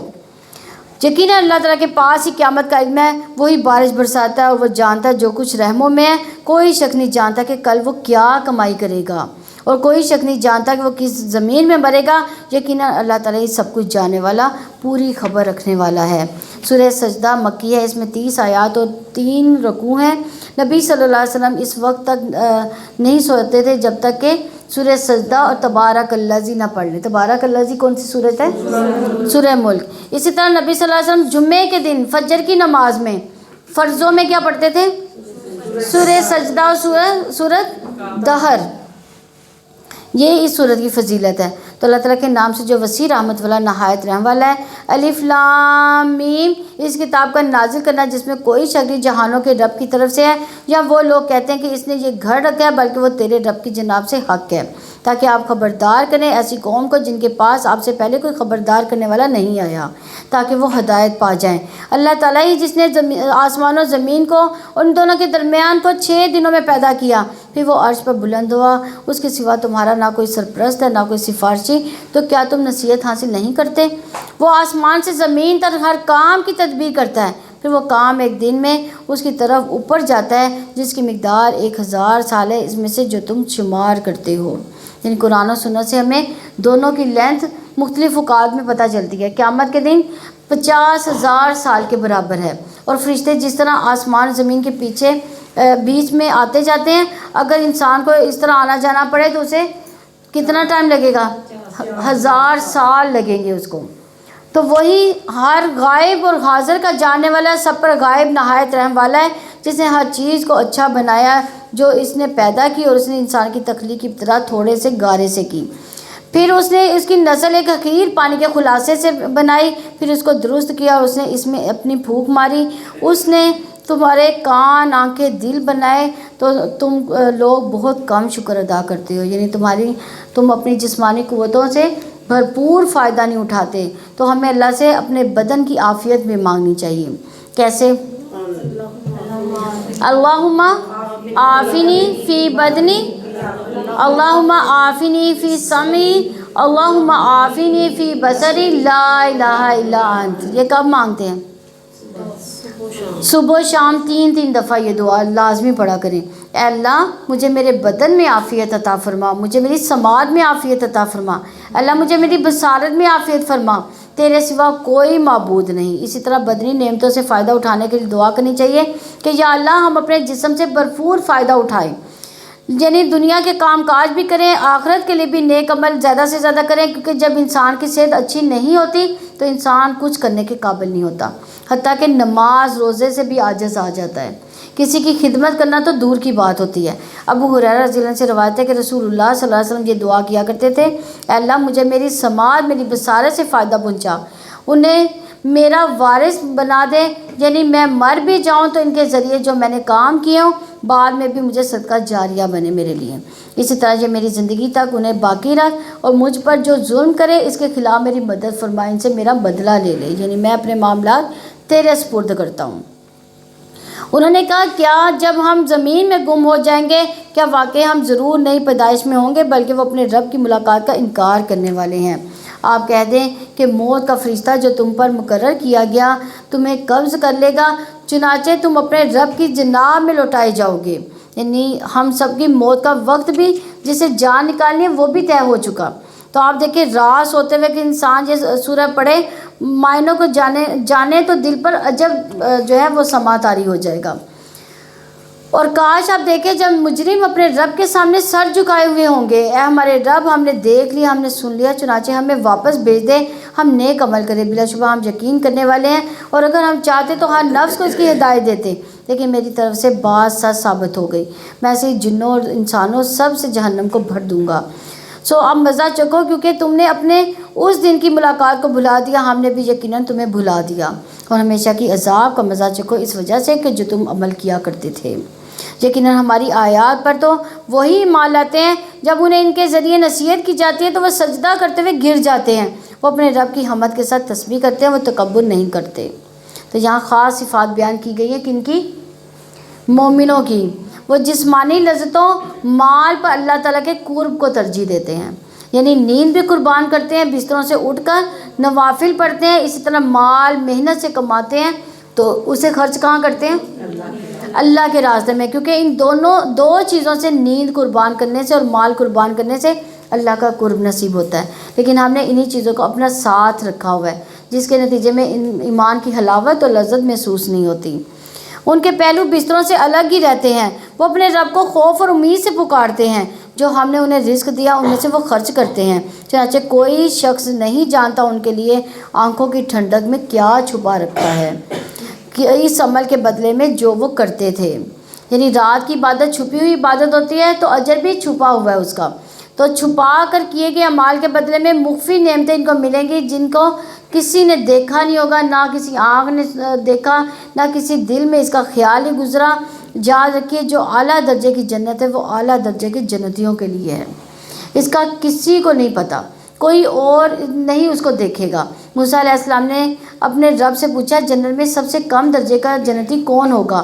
تو اللہ تعالیٰ نے فرمایا وہ آدمی ہوگا جو تمام اہل جنت کو جنت میں بھیج دیے جانے کے بعد آئے گا. جب سب لوگ جا چکے ہوں گے وہ آخری ہوگا، اسے کہا جائے گا جنت میں داخل ہو جاؤ. وہ کہے گا میرے رب کیسے؟ لوگ اپنی اپنی منزلوں پر قیام پذیر ہو چکے ہیں، جو لینا تھا وہ لے چکے. تو اس سے کہا جائے گا کیا تم اس پر راضی ہوگے کہ تمہیں دنیا کے بادشاہوں میں سے کسی بادشاہ کے ملک کے برابر کوئی ملک مل جائے؟ وہ کہے گا اے رب میں راضی ہوں. اللہ تعالیٰ فرمائے گا وہ ملک تمہارا ہوگا. پھر اتنا، پھر اتنا، پھر اتنا، پھر اتنا، پھر اتنا، یعنی 5 بار کہا، اور وہ کہے گا میرے رب میں راضی ہو گیا۔ اللہ تعالیٰ فرمائے گا یہ سب بھی تیرا، اسے 10 گنا اور زیادہ تیرا، اور وہ سب بھی تیرا جو تیرا دل چاہے اور جو تیری آنکھوں کو بھائے، وہ کہے گا اے رب میں راضی ہو گیا۔ موسیٰ علیہ السلام کہیں گے اے رب، تو وہ جو سب سے اونچے درجے پر ہوگا، اللہ تعالیٰ فرمائے گا یہی لوگ ہیں جو میری مراد ہیں، اس کی عزت کرامت کو میں نے اپنے ہاتھوں سے کاش کیا، ان سے مہر لگا دی۔ عزت کا وہ مقام نہ کسی آنکھ نے دیکھا، نہ کسی کان نے سنا، نہ کسی انسان کے دل میں اس کا خیال ہی گزرا۔ آپ نے فرمایا اس کا مصداق اللہ کی اس کتاب میں موجود ہے۔ فَلَا تَعْلَمُ نَفْسٌ مَّا أُخْفِيَ لَهُم مِّن قُرَّةِ أَعْيُنٍ جَزَاءً بِمَا كَانُوا يَعْمَلُونَ، لیکن بلند درجوں تک پہنچنے کے لیے پھر راتوں کو نیند قربان کرنا، دن کو صدقہ خیرات کرنا، اپنے آپ کو بھی کھانے پینے سے محروم رکھنا، کچھ قربانیاں کرنا ضروری ہوتا ہے۔ اس کے علاوہ یہ بات بھی یاد رکھیے کہ ہمیں ہمیشہ کون سی جنت مانگنی چاہیے؟ جنت الفردوس مانگنی چاہیے، جو جنت کا اعلیٰ اور افضل مقام ہے۔ کیسے مانگیں گے؟ کیا دعا ہے؟ اللہم انی اسألک الجنت الفردوس واعوذ بک من النار۔ 3 دفعہ بولیں، اللہم انی اسألک الجنت الفردوس واعوذ بک من النار، اللہم انی اسألک الجنت الفردوس واعوذ بک من النار۔ تو کیا جو شخص ایمان والا ہو اس شخص جیسا ہو سکتا ہے جو نافرمان ہو؟ دونوں برابر نہیں ہوتے۔ رہے وہ لوگ جو ایمان لائے جنہوں نے نیکیاں کی تو ان کے لیے جنت کا قیام گاہیں ہیں، مہمان نوازی کے طور پر ان کے بدلے میں جو وہ کام کرتے تھے۔ رہے وہ لوگ جن لوگوں نے نافرمانیاں کی ان کا ٹھکانہ آگ ہے، جب کبھی وہ ارادہ کریں گے ان سے نکلیں تو ان میں لٹا دیے جائیں گے، ان سے کہا جائے گا کہ اب آگ کا عذاب چکھو جسے تم جھٹلایا کرتے تھے، اور ہم انہیں بڑے عذاب سے پہلے ہی چھوٹے عذاب کا مزہ ضرور چکھائیں گے تاکہ وہ پلٹ آئیں۔ اس سے مراد دنیا میں ہی آنے والی تکلیفیں، کیونکہ لعلہم یرجعون، تاکہ وہ لوٹ آئیں۔ انسان پر مصیبتیں کیوں آتی ہیں؟ تاکہ انسان کی اصلاح ہو جائے، ہم اللہ تعالیٰ کی طرف لوٹ جائیں۔ اس شخص سے بڑا ظالم کون ہوگا جسے آپ کے رب کی آیات سے نصیحت کی جاتی ہے پھر بھی وہ اسے منہ پھیر جاتا ہے، لیکن انہی مجرموں سے ہم انتقام لینے والے ہیں۔ اور بلا شبہ یقیناً ہم نے موسیٰ کو کتاب عطا کی، چنانچہ آپ اس کی ملاقات سے کسی شک میں نہ ہو۔ اس کو ہم نے بنی اسرائیل کے لیے ہدایت بنایا تھا، اور ہم نے ان میں سے رہنما بنائے تھے جو ہمارے حکم سے رہنمائی کرتے تھے۔ جب انہوں نے صبر کیا ہماری آیات پر وہ یقین رکھتے تھے۔ یعنی یاد رکھیے لیڈرشپ کی اہم کوالٹی صبر۔ صبر کے بغیر کوئی لیڈر نہیں ہو سکتا، کیونکہ اس میں انسان کو بہت سے مشکل اوقات اور مراحل سے گزرنا پڑتا ہے۔ یقیناً آپ کا رب بھی ان کے درمیان قیامت کے دن اس کے بارے میں فیصلہ کرے گا جس میں وہ اختلاف کرتے تھے۔ اور کیا اس نے ان کو ہدایت نہ دی کہ ہم نے کتنی قوموں کو ان سے پہلے ہلاک کر دیا جن کے رہنے کی جگہوں میں نہ چلتے پھرتے تھے، اور بلا شبہ اس میں یقیناً نشانیاں ہیں، تو کیا وہ سنتے نہیں ہیں؟ یعنی پچھلی قوموں کے انجام سے وہ سبق نہیں حاصل کرتے؟ اور کیا انہوں نے نہیں دیکھا کہ یقیناً ہم بنجر زمین کی طرف پانی ہاں کر لاتے ہیں، پھر ہم ان کے ذریعے کھیتی نکالتے ہیں جن میں سے ان کے جانور بھی کھاتے ہیں وہ خود بھی، تو کیا وہ دیکھتے نہیں ہیں؟ یعنی غور نہیں کرتے کہ اللہ تعالیٰ کی طرف رجوع بھی کرتے ہیں۔ اور وہ کہتے ہیں کہ یہ فیصلہ کب ہوگا اگر تم سچے ہو؟ یعنی کون سا فیصلہ؟ عذاب کا یا پھر قیامت کب آئے گی؟ آپ کہتے ہیں کہ فیصلے کے دن ان کا ایمان انہیں فائدہ نہ دے گا، جنہوں نے کفر کیا، اور نہ ہی انہیں کوئی مہلت دی جائے گی، چنانچہ آپ ان سے منہ پھیر لیں اور انتظار کریں، یقیناً وہ بھی منتظر ہیں۔ سورہ احزاب مدنی ہے، اس میں 73 آیات اور 9 رکوع ہیں۔ اللہ تعالیٰ کے نام سے جو وسیع رحمت والا نہایت رحم والا ہے۔ اے نبی آپ اللہ تعالیٰ سے ڈر جاؤ اور کافروں منافقوں کی اطاعت نہ کرو، یقیناً اللہ تعالیٰ سب کچھ جاننے والا کمال حکمت والا ہے۔ اے نبی کافروں منافقوں کا پریشر نہ لیجئے، وہ چاہتے ہیں کہ آپ ان کے طریقے پر چلیں۔ یہی سبق ہم سب کے لیے، جو لوگ اللہ تعالیٰ سے دور ہیں، اللہ کے نافرمان ہیں، اللہ تعالیٰ کی اطاعت نہیں کرتے، ہم سمجھتے کہ وہ شاید ہمارے فائدے کے لیے کچھ کہہ رہے ہیں۔ ہمیں یاد رکھنا چاہیے کہ اللہ تعالیٰ نے ہمیں جو دیا وہ زیادہ فائدہ مند ہے، کیونکہ اللہ علم والا ہے، حکمت والا ہے۔ اور اس کے پیروی کرو جو آپ کے رب کی طرف سے آپ پر وحی کی جاتی ہے۔ اللہ تعالیٰ یقیناً اس کی ہمیشہ سے پوری طرح خبر رکھنے والا ہے جو تم عمل کرتے ہو۔ اللہ تعالیٰ پر بھروسہ رکھو، اللہ تعالیٰ ہی کارساز کافی ہے۔ اللہ تعالیٰ نے کسی شخص کے سینے میں 2 دل نہیں رکھے، نہ ہی اسے تمہاری ان بیویوں کو جن سے تم زہار کرتے ہو تمہاری مائیں بنا دیا، نہ اس نے تمہارے منہ بولے بیٹوں کو تمہارا حقیقی بیٹا بنایا۔ وہ تمہارے منہ کی بات ہے اور اللہ تعالیٰ حق فرماتا ہے اور وہی سیدھا راستہ دکھاتا ہے۔ منہ بولے بیٹوں کو اس کے باپوں کی نسبت سے پکارو، یہی اللہ تعالیٰ کے نزدیک زیادہ انصاف والا طریقہ ہے۔ چنانچہ اگر تم ان کے باپوں کو نہیں جانتے تو وہ تمہارے دینی بھائی اور تمہارے دوست ہیں، اور تم پر کوئی گناہ نہیں جس میں تم نے غلطی کی، لیکن جس کا تمہارے دلوں نے ارادہ کیا۔ اللہ تعالیٰ ہمیشہ سے بے حد بخشنے والا، نہایت رحم والا ہے۔ یعنی یہ کس بات کی طرف اشارہ ہو رہا ہے؟ ایڈوپشن کی طرف۔ یعنی جب کوئی بچہ اڈاپٹ کیا جاتا ہے تو باپ کا نام جو ہے وہ نہیں بدلا جا سکتا۔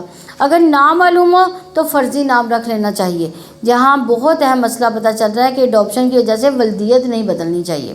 نبی صلی اللہ علیہ وسلم نے فرمایا جو شخص جانتے ہوئے اپنے باپ کے سوا کسی دوسرے کی طرف اپنے آپ کو منسوب کرے تو اس پر جنت حرام ہے۔ نبی ایمان والوں پر ان کی اپنی زبانوں سے بھی زیادہ حق رکھنے والا ہے، اور اس کی بیویوں ان کی مائیں ہیں، اور اللہ تعالیٰ کی کتاب میں ایمان والوں اور ہجرت کرنے والوں پر رشتہ دار ایک دوسرے سے پر زیادہ حق رکھنے والے ہیں، مگر یہ کہ تم اپنے دوستوں کے ساتھ کوئی بھلائی کرنا چاہو، یہ اللہ تعالیٰ کی کتاب میں ہمیشہ سے لکھا ہوا ہے۔ یعنی یہ وصیت کا خانہ رکھا گیا کہ یہ ایسے ہی لوگوں کے دینے کے لیے کہ جن کے باقاعدہ شریعت میں وراثت میں حصہ مقرر نہیں ہے۔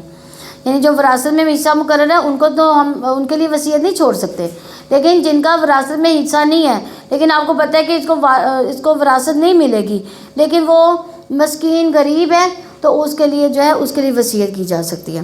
اور جب ہم نے پیغمبروں سے پختہ عہد لیا تھا آپ سے بھی، اور نوح اور ابراہیم اور موسیٰ اور عیسیٰ ابن مریم سے بھی، اور ہم نے ان سے نہایت پختہ عہد لیا تھا تاکہ اللہ تعالیٰ سچوں سے ان کی سچائی کے بارے میں سوال کر، کافروں کے لیے اس نے دردناک عذاب تیار کر رکھا ہے۔ اے لوگوں جو ایمان لائے اپنے اوپر اللہ کی نعمت کو یاد کرو جب تم پر فوجیں چڑھ آئیں، چنانچہ ہم نے ان پر آندھی بھیج دی اور ایسے لشکر جنہیں تم نہیں دیکھا کرتے تھے، اور جو کچھ تم کر رہے ہو اللہ تعالیٰ اسے ہمیشہ سے خوب دیکھنے والا ہے۔ یعنی اشارہ ہے غزوہ خندق کی طرف، جس کو غزوہ احزاب بھی کہا جاتا ہے۔ احزاب حزب کی جمع ہے جس کا مطلب ہے لشکر۔ دشمنوں کی تعداد 10,000 کے قریب تھی، اور یہ غزوہ 5 ہجری میں ہوا تھا۔ جب وہ تمہارے اوپر سے تم پر چڑھ آئے، تمہارے نیچے سے بھی، اور جب آنکھیں بپر گئیں اور جب دل حلق تک پہنچ گئے، اور تم اللہ تعالیٰ کے بارے میں طرح طرح کے گمان کرنے لگے۔ یعنی مدینہ کو انہوں نے گھیر لیا تھا۔ اس وقت مومن خوب آزمائے جانے والے تھے، سخت ہلا مارے گئے، سخت ہلایا جانا، یعنی بہت ہی سخت وقت تھا وہ۔ اور جب منافق اور وہ لوگ جن لوگوں کے دلوں میں بیماری تھی کہہ رہے تھے کہ اللہ تعالیٰ اور اس کے رسول نے ہم پر جو وعدہ کیا تھا وہ فریب کے سوا کچھ نہ تھا۔ یعنی یہ منافقت ہوتی ہے جب انسان جب غصہ آتا ہے تو پرواہ نہیں کرتا کہ یہ اللہ تعالیٰ کی بات ہے، اللہ تعالیٰ کا حکم ہے، تو بلکہ کیا کرتا ہے وہ اس کو فیصلے کو حقیر سمجھتا ہے۔ اور جب ان میں سے ایک گروہ نے کہا اہل یثرب تمہارے لیے کوئی ٹھہرنا نہیں، چنانچہ لوٹ جاؤ، ان میں سے ایک گروہ نبی سے اجازت مانگتا تھا، وہ کہہ رہے تھے کہ یقیناً ہمارے گھر غیر محفوظ ہے، حالانکہ وہ ہرگز غیر محفوظ نہ تھے، وہ بھاگنے کے سوا اور کچھ ارادہ نہ رکھ رہے تھے۔ یہ کون لوگ تھے؟ یہ منافق تھے۔ وہ کیا چاہتے تھے کہ ہم جنگ میں حاضر نہ ہوں، اور اگر مدینہ کے اطراف سے ان پر کوئی دشمن گھس آتا پھر اسے فتنہ برپا ہو جاتا، جنگ کرنے کا سوال کیا جاتا تو وہ اسے ضرور کر گزرتے، اسے دیر نہ کرتے مگر تھوڑی۔ یعنی یہ لوگ اہل ایمان کا ساتھ دینے کی بجائے اہل کفر کا ساتھ دینا چاہتے تھے۔ بلا شبہ وہ اللہ تعالیٰ سے یقیناً پہلے عہد کر چکے تھے کہ وہ پیٹھ نہ دکھائیں گے، اور اللہ تعالیٰ کا عہد ہمیشہ سے پوچھا جانے والا ہے۔ آپ کہہ دیں کہ اگر تم موت یا قتل سے بھاگو تو یہ فرار تمہیں ہرگز فائدہ نہ دے گی، اور تب تمہیں بہت ہی تھوڑا نقصان پہنچایا جائے گا۔ حقیقت یہ کہ انسان جیسا کہ پہلے بتایا گیا کہ امام غزالی نے مثال دی کہ شیر اس کے پیچھے ہے، وہ چھپتا کہاں پہ ہے؟ کنویں میں چھپتا ہے، یعنی اس دنیا میں، لیکن موت اس کا پیچھا کر رہی ہے۔ اور ایسے اگر سارے اسباب اور عمل کے میسر ہو بھی جائیں، صحت ہو، گھر ہو، بچے ہوں، اچھے ڈاکٹر ہو، جانتے ہو سب کچھ ہو رہا ہے، لیکن پھر بھی موت جو ہے بیچ میں سے اچک لے جاتی ہے۔ موت سے فرار ممکن نہیں، اور بھی مشکل یہ کہ موت کے بعد ایک اور دنیا اگر اس کی تیاری نہیں کی، اس کے لیے کوئی کمایا نہیں کچھ بھی، تو پتہ نہیں پھر کتنا عرصہ انسان کا یہ برا حال رہے۔ تو نوح علیہ السلام کے زمانے میں لوگ جو ہزاروں سال پہلے آئے تھے وہ بھی مر کے زمین میں ہیں۔ اس کے علاوہ جو باقی قومیں ہیں وہ بھی جو ان کے بعد ان سے پہلے وہ بھی ساری کی ساری زمین میں ہے۔ تو اللہ تعالیٰ اس وحشت کو، ان مروں کو آسان کر دے، اس کے لیے ہمیں خاص دعائیں کرنی چاہیے، تنہائی کے اوقات میں بھی، قبولیت کے اوقات میں بھی، رو رو کر اللہ تعالیٰ سے، کیونکہ یہ سب سے مشکل مرحلہ ہوگا۔ اللہ تعالیٰ ہم سب پر آسانی فرمائے۔ آپ کہہ دیں کہ کون ہے جو تمہیں اللہ تعالیٰ سے بچا سکتا ہے؟ اگر وہ تمہیں نقصان پہنچانے کا ارادہ کر لے یا تم پر رحمت کرنے کا ارادہ کرے، اور وہ اللہ تعالیٰ کے سوا اپنا کوئی دوست اور کوئی مددگار نہیں پائیں گے۔ یقیناً تمہیں رکاوٹیں ڈالنے والوں کو اللہ تعالیٰ خوب جانتا ہے، اور وہ اپنے بھائیوں سے کہنے والوں کو کہ ہماری طرف آؤ، اور وہ لڑائی میں کم ہی آتے ہیں، تمہارے بارے میں سخت بخیل ہیں۔ چنانچہ جب کوئی خوف آ جائے تو آپ انہیں دیکھتے ہیں کہ وہ آپ کی طرف دیکھتے ہیں، ان کی آنکھیں اس شخص کی طرح گھومتی ہیں جس پر موت کی غشی طاری کی جا رہی ہو۔ پھر جب خوف دور ہو جاتا ہے تو مال کے حریص ہو کر تیز زبانوں کے ساتھ آپ کو تکلیف دیتے ہیں۔ یہ لوگ ایمان نہیں لائے تو اللہ تعالیٰ نے ان کے اعمال ضائع کر دیے، اور یہ اللہ تعالیٰ پر ہمیشہ سے بہت ہی آسان ہے۔ وہ سمجھتے کہ فوجیں ابھی نہیں گئیں، اور اگر وہ فوجیں پھر آ جائیں تو وہ پسند کریں گے کاش واقعی وہ بدبوؤں کے ساتھ بادے نشین ہوں، اور کہ وہ تمہاری خبروں کے بارے میں پوچھتے رہتے ہیں کہ اگر وہ تمہارے درمیان ہوتے تو بہت ہی کم لڑتے۔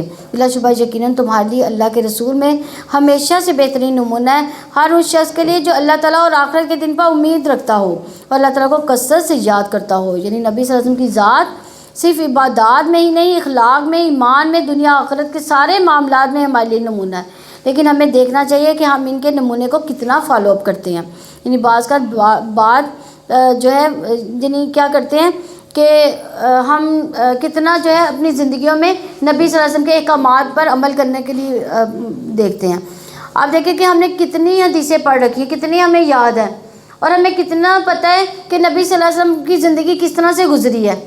کبھی ہمیں سوچا کہ ہم نے نبی صلی اللہ علیہ وسلم کی زندگی کو دیکھیں، ان کے شب و روز کس طرح کے تھے، وہ کیسے زندگی گزارتے تھے، تاکہ ہم بھی اپنی زندگیوں کو ویسے ڈھال سکیں۔ کبھی ہم نے سوچا، کبھی ہم نے سیرت کی بک کوئی پڑھی ہو، کبھی کوئی حدیث پڑھی ہو، کسی حدیث کو یاد کیا ہو۔ بعض کا ایسے ہوتا ہے کہ کہیں سے میسیج آتا ہے کہ فلاں جگہ پہ جو ہے نبی صلی اللہ علیہ وسلم کا جبہ ہے، تو آپ سب دیدار کو پہنچ جائیں۔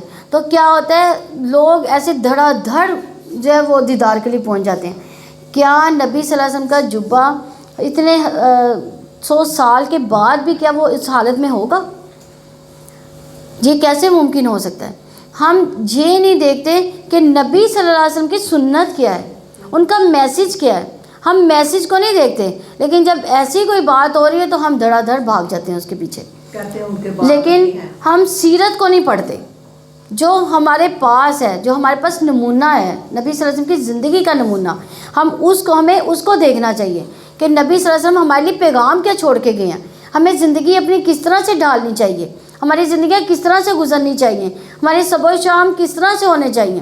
ہم وہ چیزیں نہیں دیکھتے، اور جو بالکل لا یعنی جو افعال ہیں ان کے پیچھے بھاگتے ہیں۔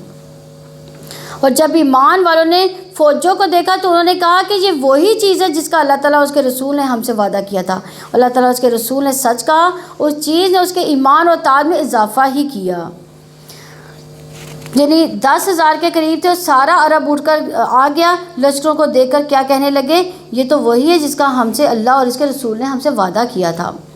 یہ پازیٹیو تھنکنگ تھی۔ ایک منافق تھے، وہ اجازت مانگ رہے تھے کہ ہمارے گھر جو ہے، ہمیں خطرہ ہے کہ وہ کوئی کچھ ہو نہ جائے ہمارے گھروں میں، ہمیں گھر جانا ہے۔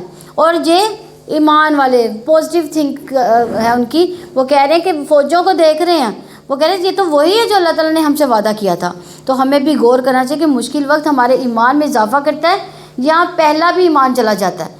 مومنوں میں بعض ایسے بھی ہیں جنہوں نے سچ کیا جو انہوں نے اللہ تعالیٰ سے عہد کیا تھا، چنانچہ ان میں سے کچھ نے اپنی نظر پوری کر دی، اور ان میں سے ہے جو انتظار کر رہا ہے، انہوں نے کچھ بھی تبدیلی نہیں کی، ذرا بھی تبدیلی کرنا، تاکہ اللہ تعالیٰ سچوں کو ان کی سچائی کی جزا دے، منافقوں کو اگر چاہے تو عذاب دے یا ان کی توبہ قبول فرمائے۔ یقیناً اللہ تعالیٰ ہمیشہ سے بے حد بخشنے والا، نہایت رحم والا ہے۔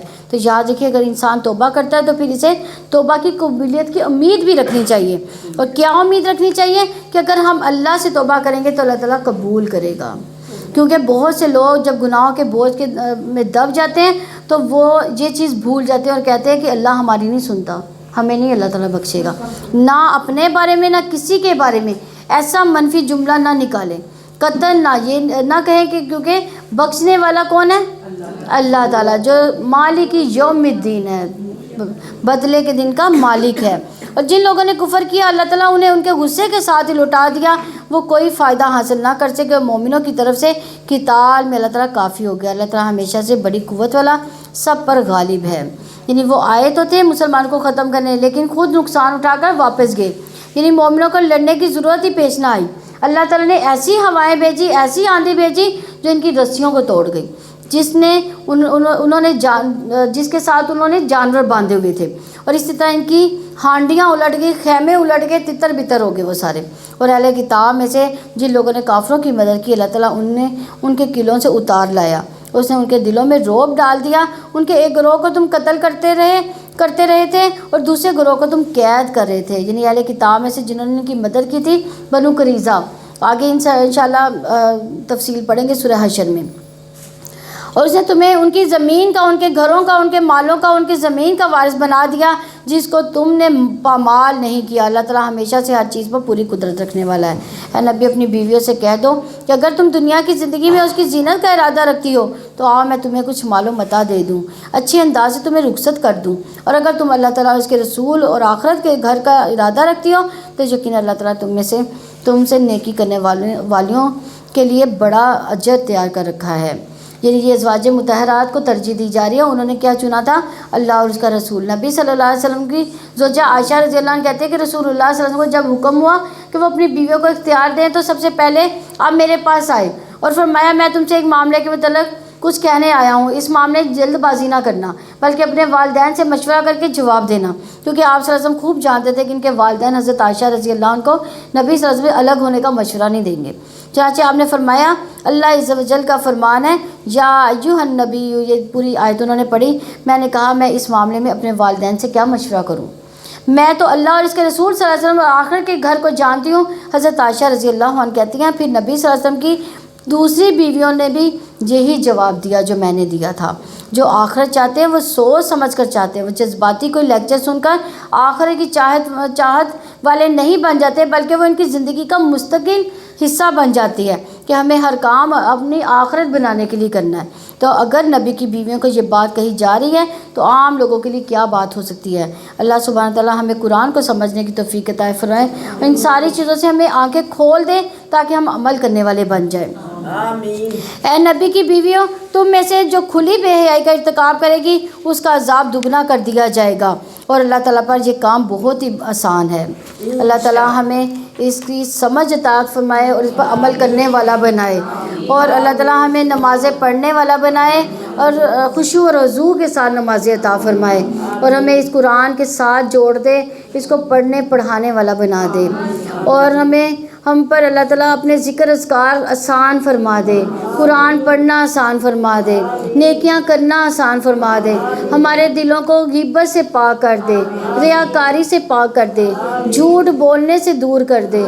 اللہ تعالیٰ ہمارے پشیدہ اور ظاہر باطن تمام گناہوں کو معاف فرما دے اور ہمارے اس دنیا میں بھی ہمارے لیے بھلائیاں عطا فرما دے اور آخرت میں بھی ہمارے لیے بھلائیاں عطا فرما دے. ہمیں صراط مستقیم پر چلنے کی توفیق عنایت فرمائے اور پل صراط سے چلنا آسان فرما دے.